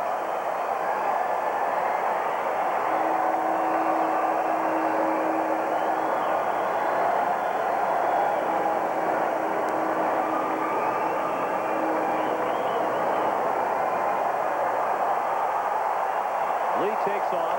White sends it down to Fielder. That ends the inning. On to the 7th at Skydome in Toronto. 3-0 Blue Jays.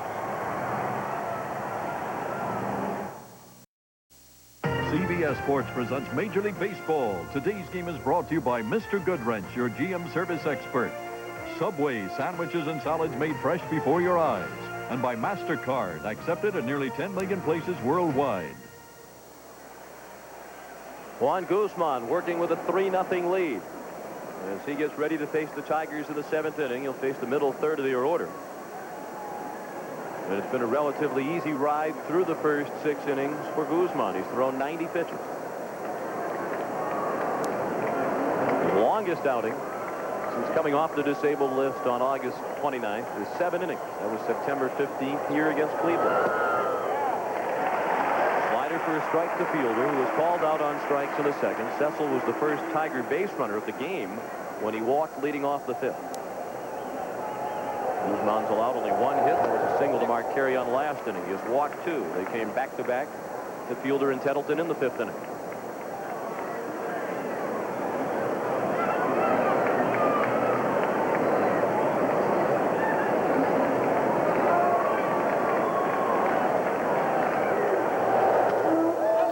Very high pop-up.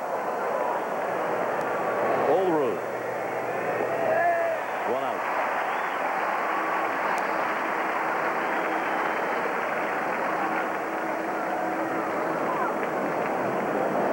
At the conclusion of today's game, Tim McCarver and I will select the Chevrolet Most Valuable Player of the game. Chevrolet will donate $1,000 in the player's name to the Special Olympics.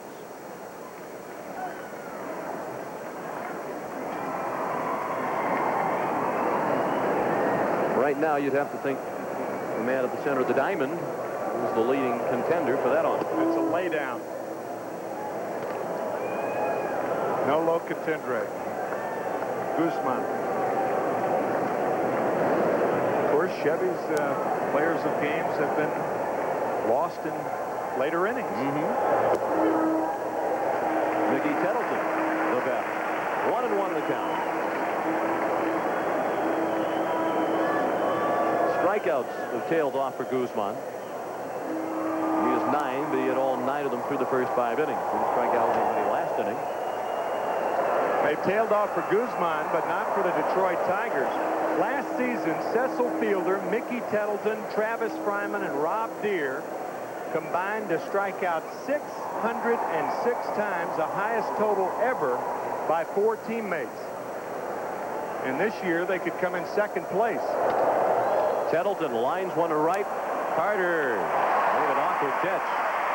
He started back and then had to come in to catch it just off the turf for the second out of the 7th.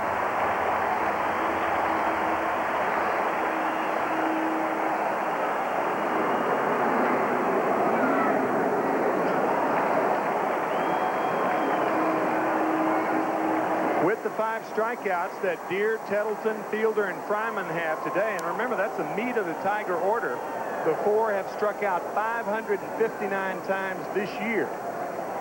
Well, they won't catch last year's strikeout total, but they do tie the Seattle Mariners back in 1986. Presley, Tartabull, Bradley, and Ken Phelps had 559 strikeouts, the second most by 4 teammates in the history of the game. We should note that was Phil Bradley, not Scott Bradley, both of whom toiled for the Mariners in recent years. Deere to left center.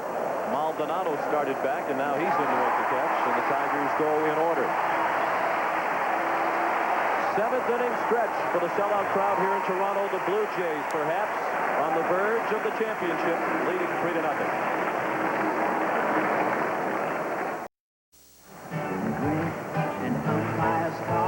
What do you want?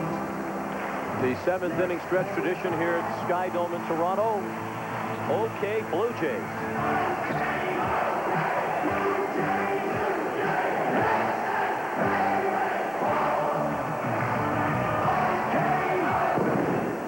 They take stretch literally up here during their games, don't they? Yes, they do.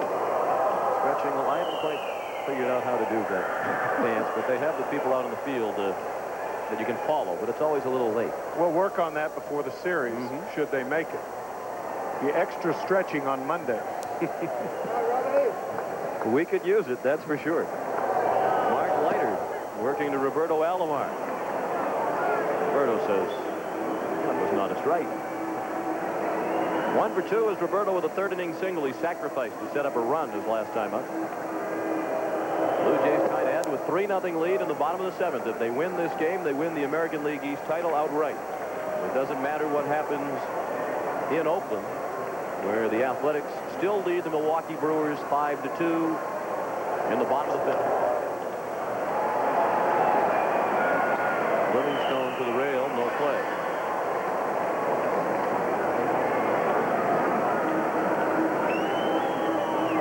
On the 3 previous occasions that the Blue Jays have won the American League East, they have clinched at home in 85, 89, and 91.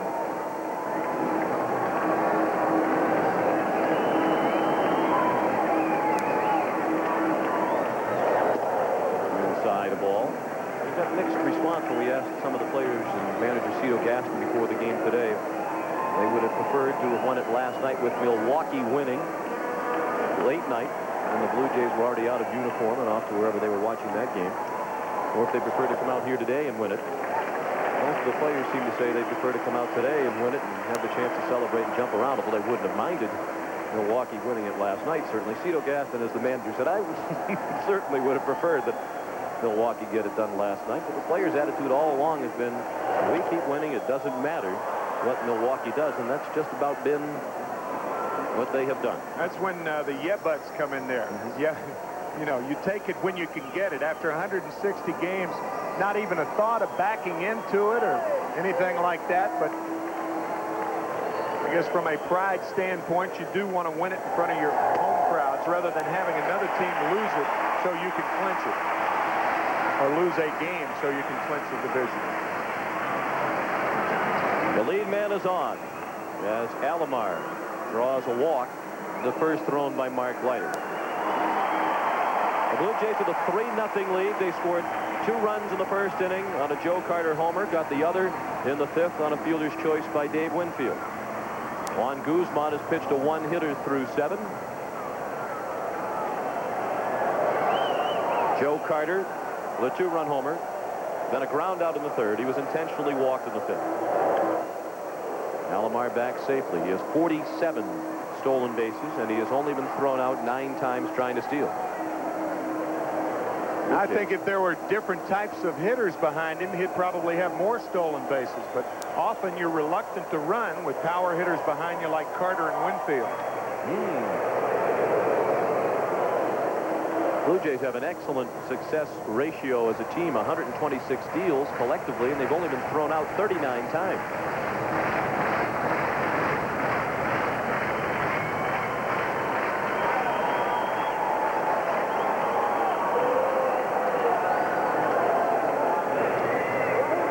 Showing a pretty good move to first.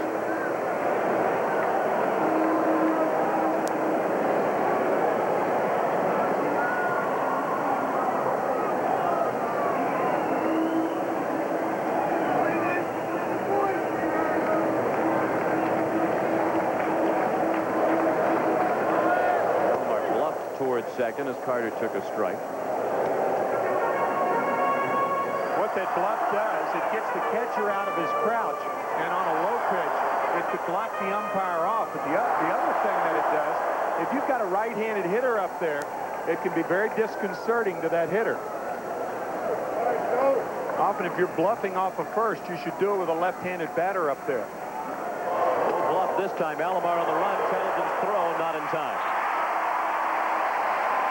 Number 48 for Alomar. That ties him with Ricky Henderson of Oakland for 5th in the American League in stolen bases. And often what a catcher has to do with the pitch to put his arm in the proper position to throw the ball determines whether a guy is going to steal the base or not. Watch what Pendleton has to do. Reach inside, bring the ball all the way back, transfer, and make the throw. It was a good, strong throw, but you just don't have that much time with a guy like Alomar running. He beats it easily. Robbie in scoring position with nobody out in the 7th. 3-0 Toronto.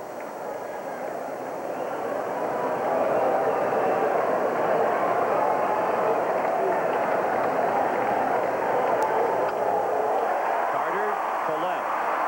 Alomar is tagging. Gladden the catch. Alomar won't try it. He's at second with 1 out.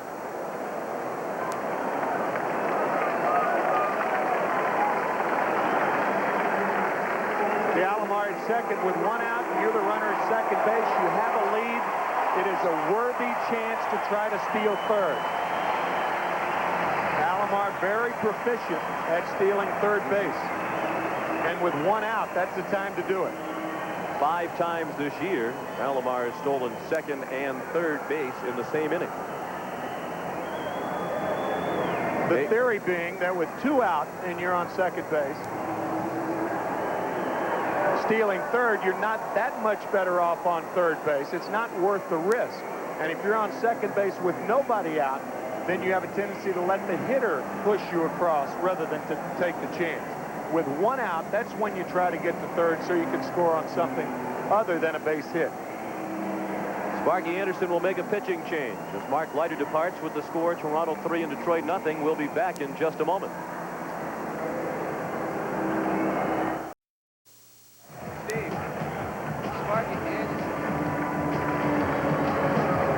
Sean McDonough with Tim McCarver back at the Sky Dome in Toronto, where the Blue Jays lead 3-0, and the Tigers have made a pitching change to bring their third pitcher of the afternoon to the mound. He is left-hander Mike Munoz. They've made a change for Munoz often this year. As a matter of fact, Munoz leads the Tigers in appearances with 65.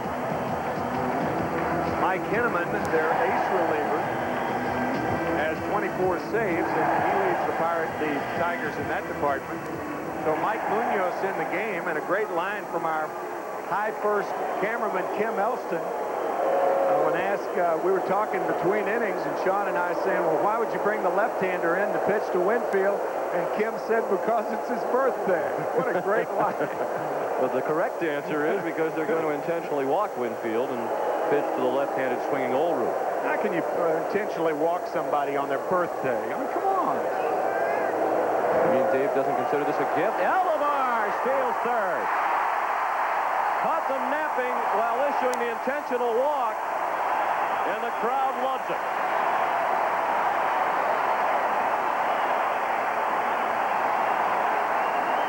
Speaking of gifts, how about that? I don't think I have ever seen that. On an intentional walk, Roberto Alomar stealing third, his 49th of the year. And the sixth time, as Sean, you were saying, the sixth time that he has stolen second and third in one inning. Wow. So now he's at third. Winfield at first after the completion of the intentional walk.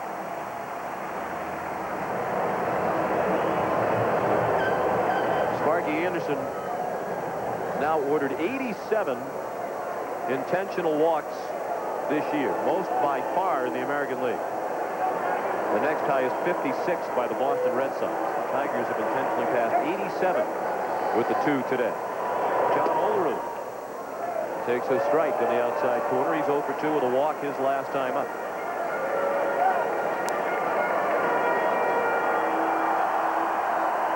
Sparky setting up the double play, but now if they don't turn it, a run's going to score. And Alomar been at second, that would not be the case. Breaking ball in the dirt, blocked by Tettleton. The ball and a strike on Olerud. You can really, if you're a manager, you can have it both ways on the artificial surface. The ball gets to the infielders very quickly, much quicker than on the grass surface, of course. And you can play your infield halfway, and if the ball's not hit sharply to you, you can go home to try to get the runner if you determine it's not a double play ball. 2 balls, 1 strike. Teams, however, who do not have a home field with the artificial surface are less adept at playing in double play situations. You saw Fryman and Whitaker both back at second. Munoz misses again. They summoned the lefty to pitch to Olerud, but it hasn't mattered much in John Olerud's career if the pitcher is right-handed or left-handed. He's a career .270 hitter against right-handers and .269 against lefties. The 3-1. Bounce to second. Could be 2. Fryman turns it. 4-6-3. The double play ends the inning, and the strategy pays off for Sparky Anderson as the Blue Jays fail to score. We head to the 8th. The Fat Lady has warmed up. 3-0 Toronto.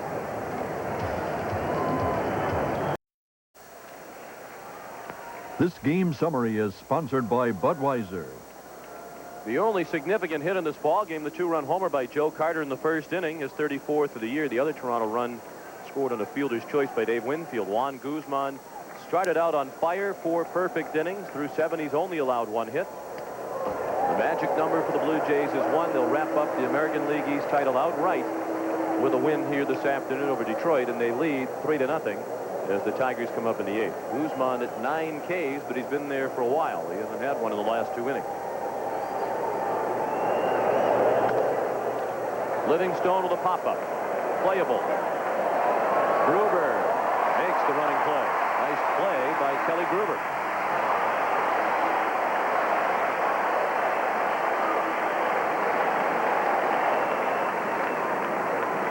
Join CBS Sports for exclusive coverage of the League Championship Series Tuesday night at 8:30 Eastern. Tim and I will be in Atlanta for Game 1 of the National League as the East champion Pittsburgh Pirates take on the Braves in a rematch of last year's NLCS. That's Tuesday night here on CBS Sports at 8:30. Doug Drabek and John Smoltz, the pitching matchup for Game 1. Dan Gladden, a swing and a miss. He has already fanned twice.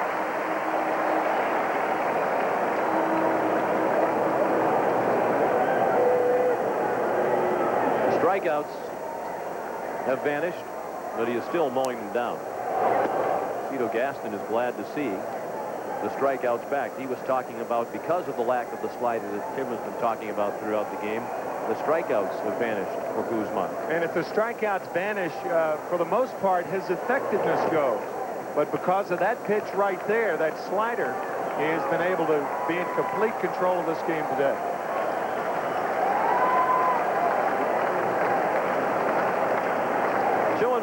On Dan Gladden. That's a pop-up. In foul ground with room, old room. 2-1. Power pitching comes in several categories.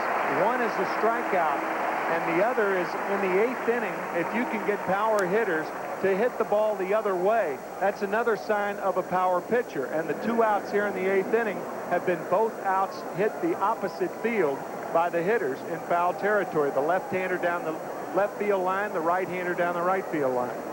So that means he's maintaining his power throughout the course of this game. Mark Carrion. He is the only Tiger hit, a clean single to right field in the 6th inning. He was the leadoff batter in the 6th. 3-0. Blue Jays, top of the 8th. 2 outs and the bases are empty. 1-1 on Carrion. This is Guzman's longest outing since July 1st. He's gone 7 2/3. 50,412 the attendance here today. Another sellout. Hoping to watch Guzman and the Blue Jays clinch the East.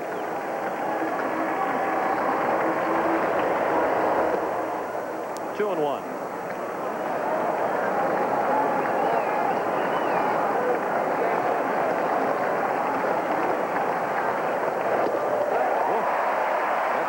Fastball in the first 4 innings.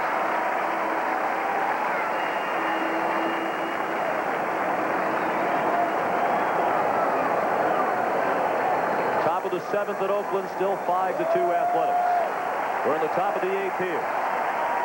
This is pitch number 109 from Guzman.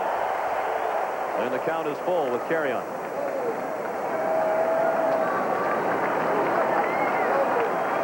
Guzman has retired 8 in a row since Carrion's single leading off the 6th.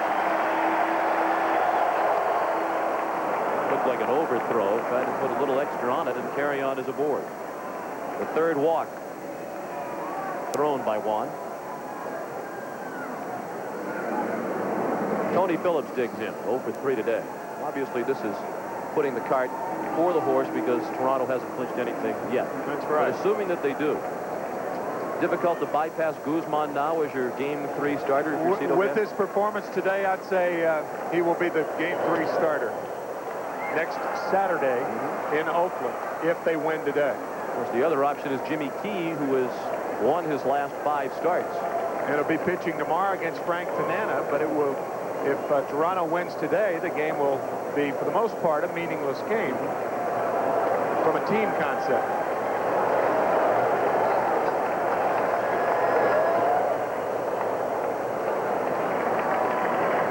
Dirt, 1 ball and 1 strike. Following the walk to Carrion, Dwayne Ward started throwing in the Toronto pen under the eye of the watchful eye of bullpen coach John Sullivan. Cito Gaston can look on as well with the TV monitor just to his right.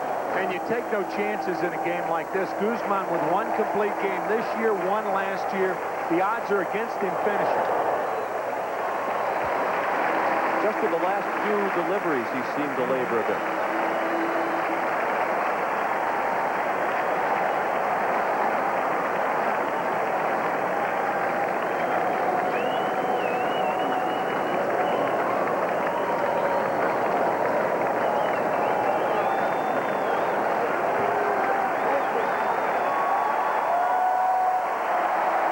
Crowd roaring, hoping for strikeout number 10.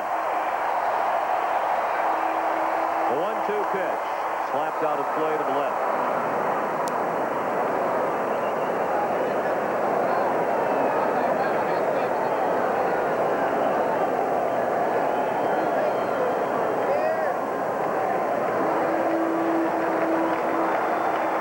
Should Phillips reach, the tying run would come to the plate. Lou Whitaker is on deck. 3-0 Toronto in the 8th inning. 2 outs, a runner at first, another 1-2 pitch in the dirt this time, gloved by Borders.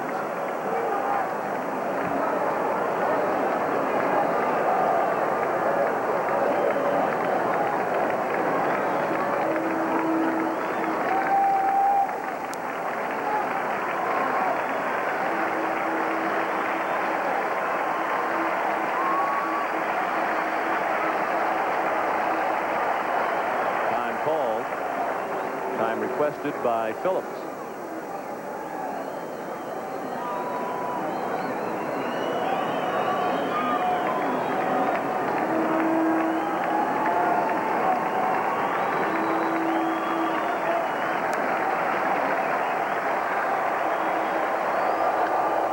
Down the line, slicing foul.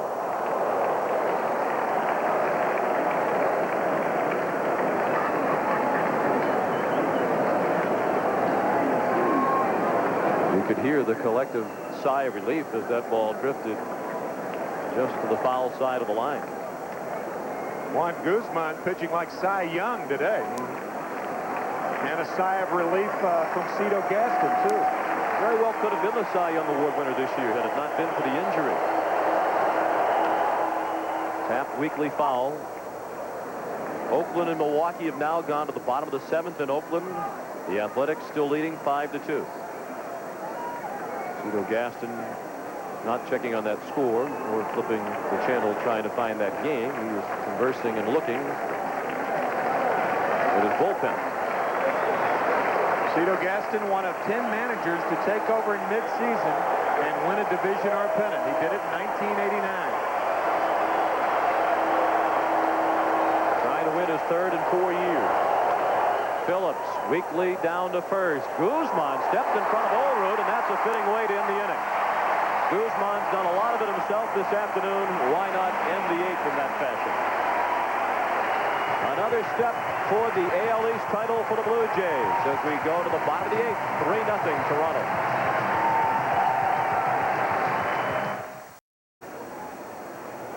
This is a conversation on tape moments ago between Cito Gaston and Juan Guzman. And I think they agreed that this outing should come to an end for Guzman after 8 one-hit shutout innings. Bullpen is in action. Tom Henke, the Terminator, is warming up. There's a new pitcher on the mound for Detroit.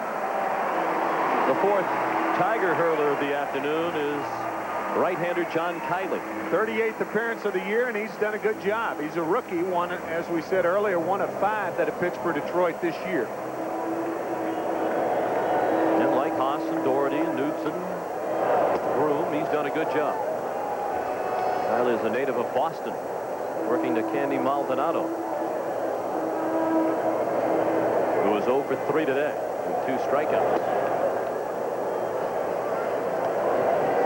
Always have to get that New England plug in. That's right. If he was from anywhere else beyond the 6th state region, he wasn't going to get a mention. Lou Whitaker throws out Maldonado. This copyrighted telecast is presented by authority of Major League Baseball and may not be reproduced or retransmitted in any form without the express written consent of Major League Baseball. Not even in New England.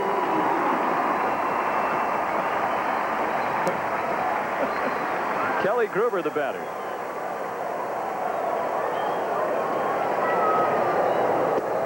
Swing and a miss for strike 1. Gruber 2 for 3 with singles his first 2 times up. In the top of the 9th, in all likelihood against Tom Henke, the Tigers have Lou Whitaker, Travis Fryman, and Cecil Fielder due up.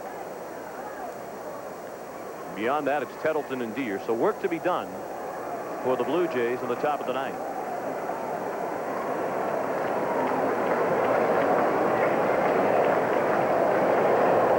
Outside, 2 balls and a strike on Gruber. Pat Borders on deck.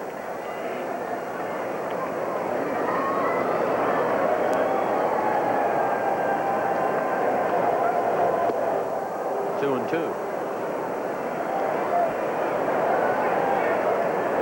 Dave Winfield hoping to get back to postseason play just the second time in his career.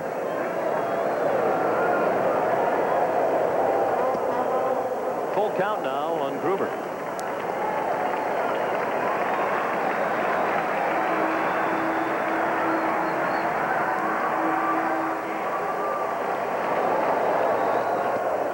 And Kiley struck him out with the off-speed pitch. Kiley looked out at him as if to say, that was a little bit of a surprise. Left Devon White scratching his head. 2 outs in the 8th.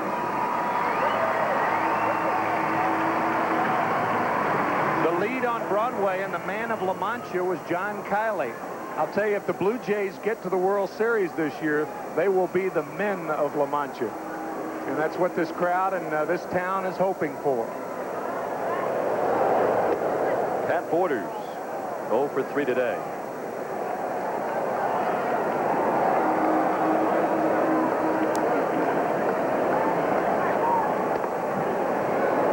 A strike. And a count of 0-2. It was actually John's brother, Richard Kiley, played the lead. I think you were thinking of John Kiley, the longtime organist at Fenway Park. No, I was thinking of John Kiley, the guy who played the lead and the man of La Mancha, but it was his brother, Richard. Actually, John Kiley is famous as Richard Kiley, Broadway actor in his own right. I just made that up. Yes, you did. Tossed credibility out the window.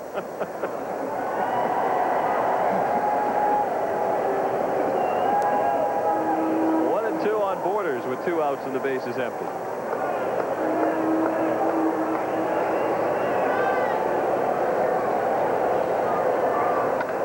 Well hit, left field. Gladden on the run to the warning track. Can't get it. Backed up by Phillips. It's a double for Pat Borders.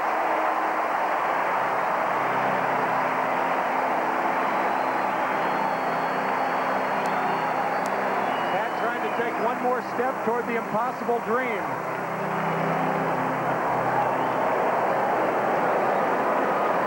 Slider on the outside part, and Borders hits it just out of the reach of left fielder Dan Gladden. Full extension, but not by Gladden. A double for Borders. His first hit of the day, his 26th double of the year.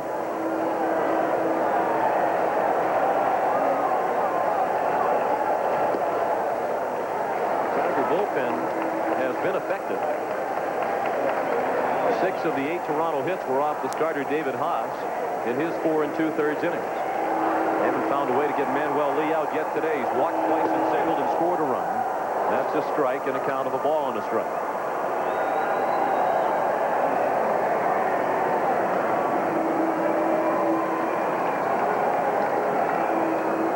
Lee this year hitting .381 with 2 outs and runners in scoring position. That's the case here with Borders at second and 2 down in the bottom of the 8th. 3-0 Blue Jays. Yeah, the most effective hitters for the Blue Jays with men in scoring position, Roberto Alomar and Manuel Lee.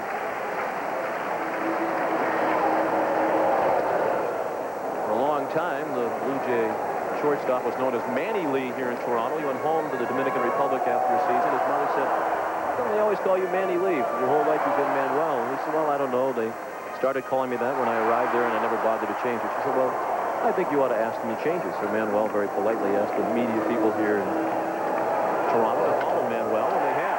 You can call that a base hit. The runner is being waved in. Deere's throw to the plate is in plenty of time, and Borders is a dead duck.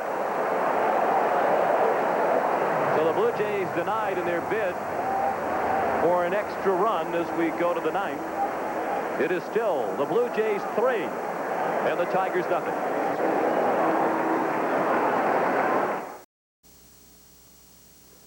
I'm Bob Schieffer. Killer tornadoes strike the Tampa Bay area, and the debate schedule is now official. That and more on the CBS Evening News.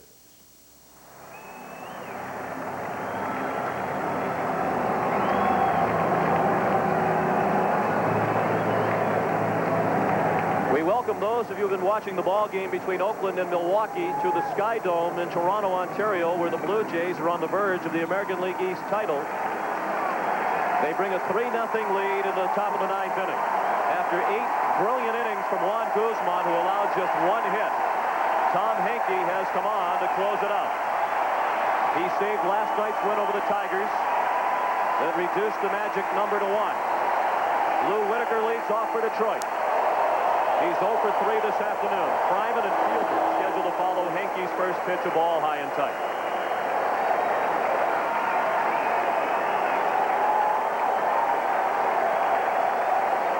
Those of you who have just joined us, we will be sending you back to the conclusion of that game between Oakland and Milwaukee as soon as we're finished here.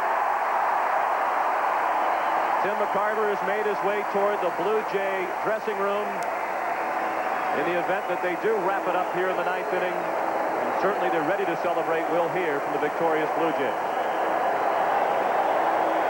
A 1-1 pitch. 2 balls and a strike. Guzman pitched 8 innings. Allowed just 1 hit, a 6th inning single to Mark Carrion. He walked 3 and struck out 9. All 9 strikeouts in the first 5 innings.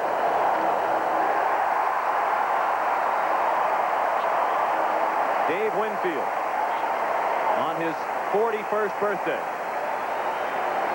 on the verge of returning to the postseason.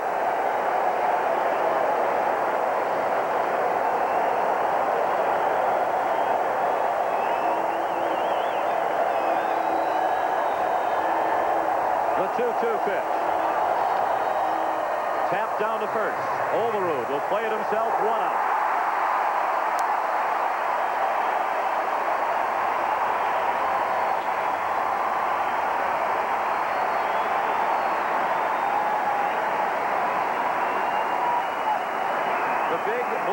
Ball game, the first inning home run by Joe Carter. He had a 2-run shot with Devon White aboard. Cito Gaston watched Juan Guzman do the rest. Gaston trying to become only the 6th manager to guide his team to first place finishes in 3 of his first 4 years at the helm. Henke ahead of Travis Fryman, 1 strike. Guzman still in the dugout.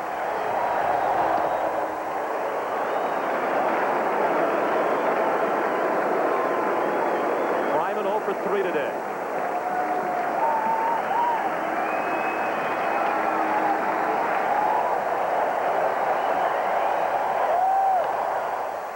Well hit. White on the run, can't get it. So the Tigers have a 1-out base runner in the 9th inning. And just their 2nd hit of the ball game. Travis Fryman with a single to left center. That puts the tying run in the on-deck circle and has some of those Blue Jays who were standing sitting down now in the Toronto dugout as Cecil Fielder digs in. Cecil 0 for 2 with a walk. Mickey Tettleton represents the tying run on deck. Singled off Henke in the 9th inning last night.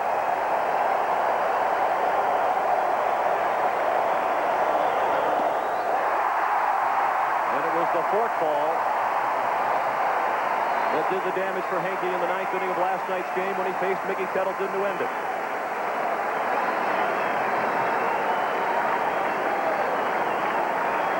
Nothing Toronto. With 1 out of the top of the 9th. Fielder up with a count of 0-1. Travis Fryman at first.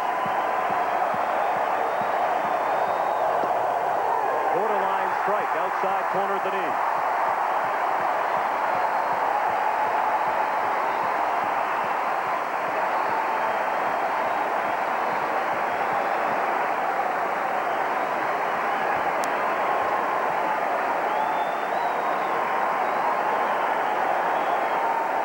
Here is the 0-2 pitch.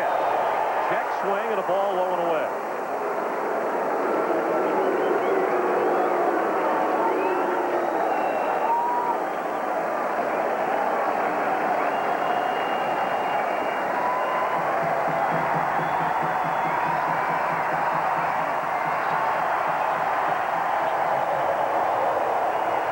Now the 1-2. Base hit, and the tying run will come to the plate.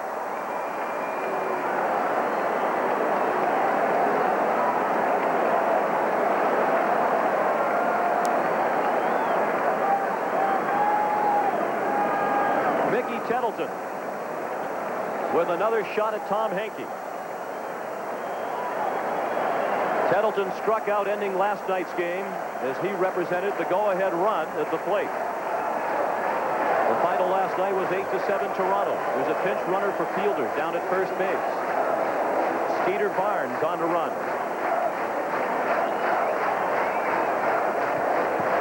Tettleton today 0 for 2 with a walk.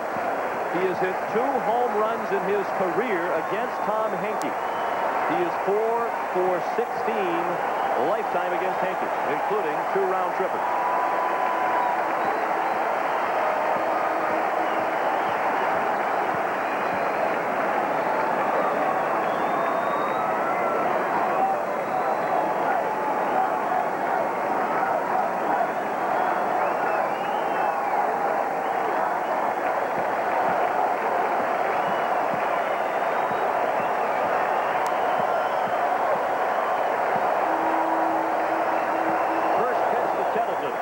Is a ball.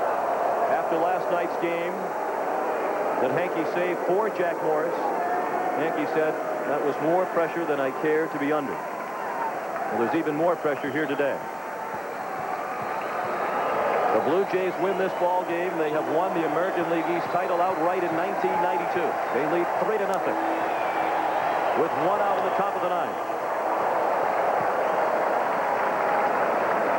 2 men on, and a count of 1-1 now on Mickey Tettleton.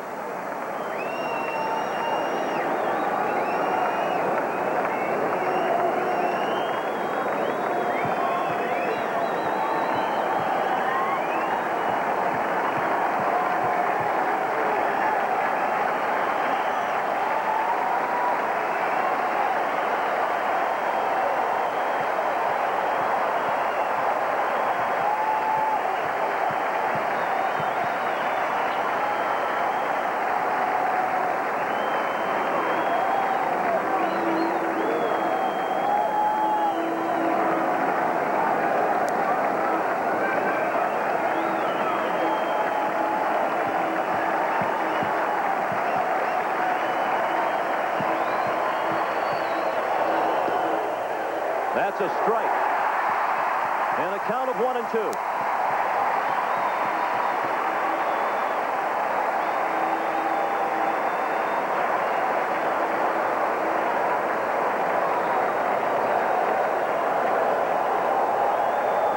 Rob Deere waits on deck.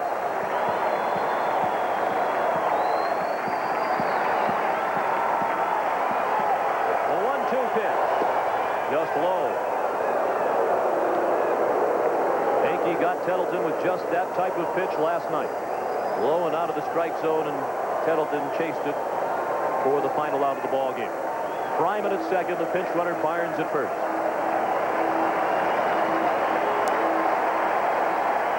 Now the 2-2 pitch. It gets away from Borders, and the runners advance. And that eliminates the possibility of the ground ball double play to get them out of the inning and wrap up the ball game. That was a ball that should have been handled by Pat Borders. It was out of the strike zone, but clearly a pass ball. And it has been scored, a pass ball. So 2 men in scoring position. And Tettleton has worked the count full.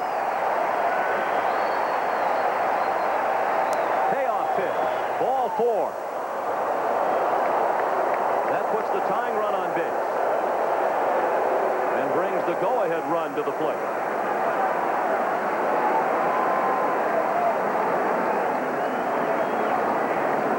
And ball threat up there in Rob Deere, who's 0 for 3 today with 2 strikeouts and a fly ball to left.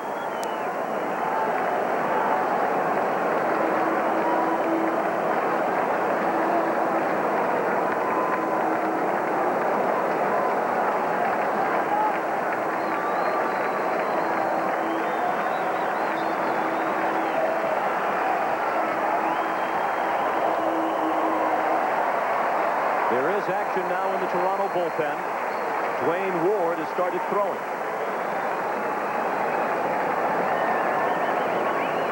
Ordinarily, Ward sets the table for Henke, as he did last night. Well, with Henke struggling here in the ninth, Ward is getting ready. With Toronto leading 3-0. A win, and they're the champs of the AL East. But the Tigers have loaded the bases with 1 out. Great stop by Borders.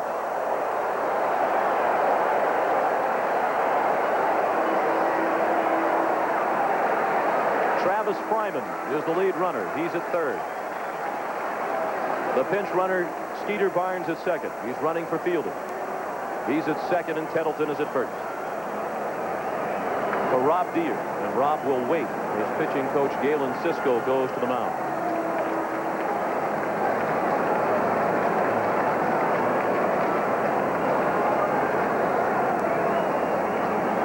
Against Henke, Rob Deere is 3 for 13 lifetime, including a home run.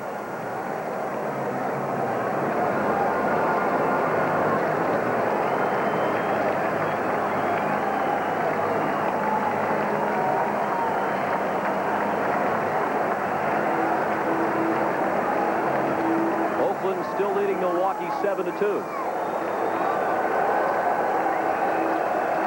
Right now, there isn't a person in this ballpark wearing a Blue Jay uniform or cheering for the Blue Jays who is concerned about that score. They want to win it on their own and celebrate here at the Sky Dome. Although as the situation tightens, it has to be a relief to the Blue Jays and their followers to look up at the scoreboard and see that score.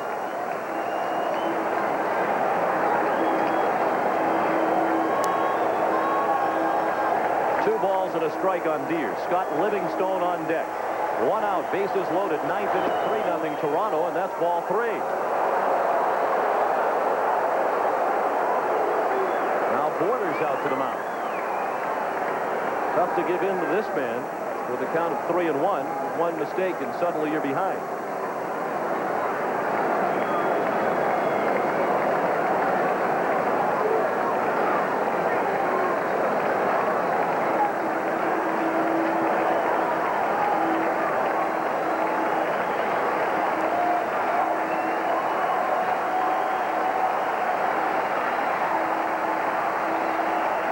He has to throw a strike. He did, and it's popped up. Not very deep. Alomar under it. 2 outs.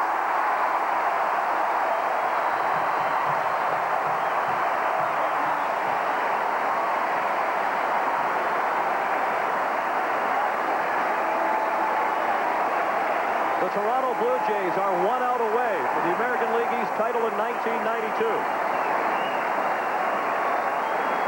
Much less significance, Juan Guzman 1 out away from his 16th win. Scott Livingstone 0 for 3 today. If you're thinking about the long ball, only 4 home runs this year for Livingstone in 354 at-bats. A ball outside. This is the first career at-bat for Scott Livingstone against Tom Henke.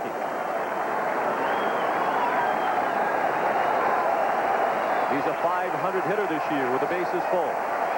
As they are now with 2 outs in the ninth, 3-0 Toronto. And Henke has fallen behind Livingstone 2-0.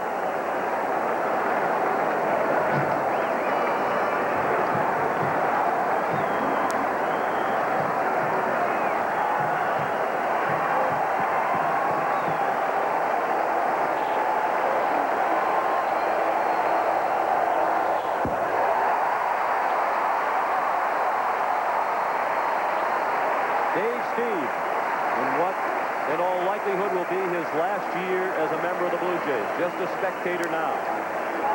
He's on the disabled list.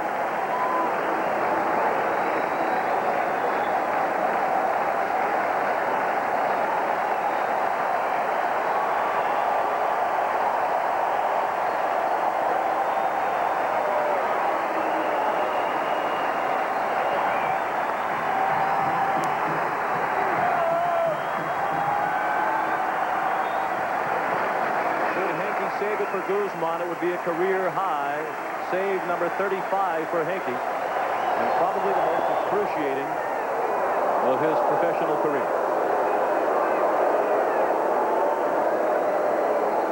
Guzman breezed to the first 8, having allowed just 1 hit, but he's still working his way back from injury. He has thrown more than 110 pitches.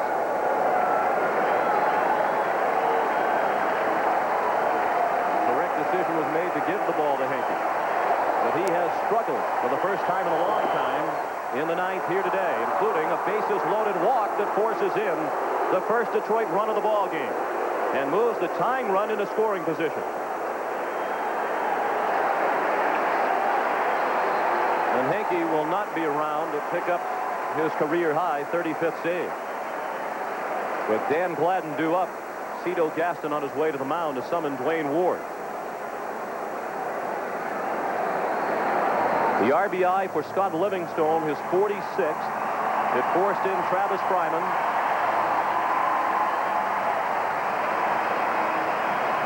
And the new pitcher will be Dwayne Ward when we come back to Toronto.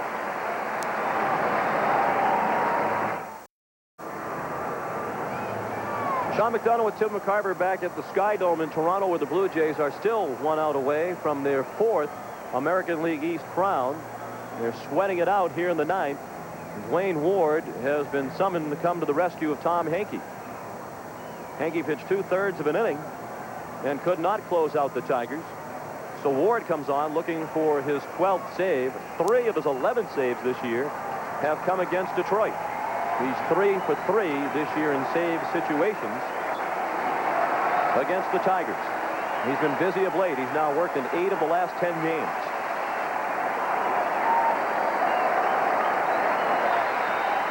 One run in for Detroit here in the 9th, and the bases are loaded. With 2 outs for Dan Gladden. 3-1 Toronto. Gladden is 0 for 3 today. Breaking ball for strike 1. Scott Brocious hit the 4th Oakland home run of the afternoon, a 3-run homer. The Athletics lead Milwaukee now 10-2. So it's not quite as dramatic a moment here as the Blue Jays and their fans think it is. They're not sure we're watching at the moment. And it won't matter. There's a pop-up. Oh, the road is under it.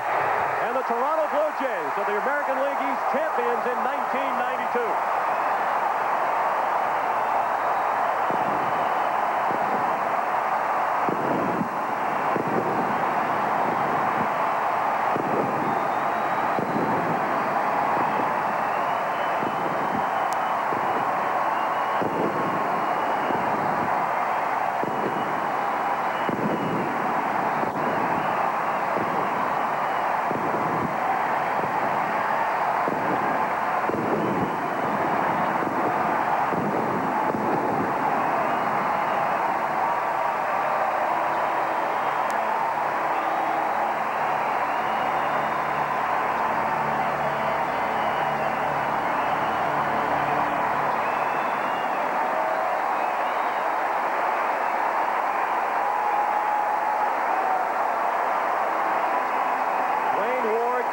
Save it for Cito Gaston's Blue Jays.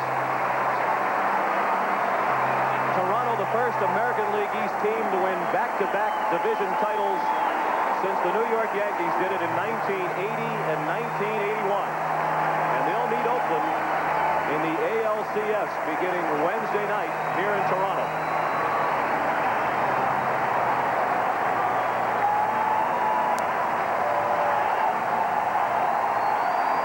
Final out with the tying run at second and the go-ahead run at first. Gladden with a little pop-up down to first, and John Overrude.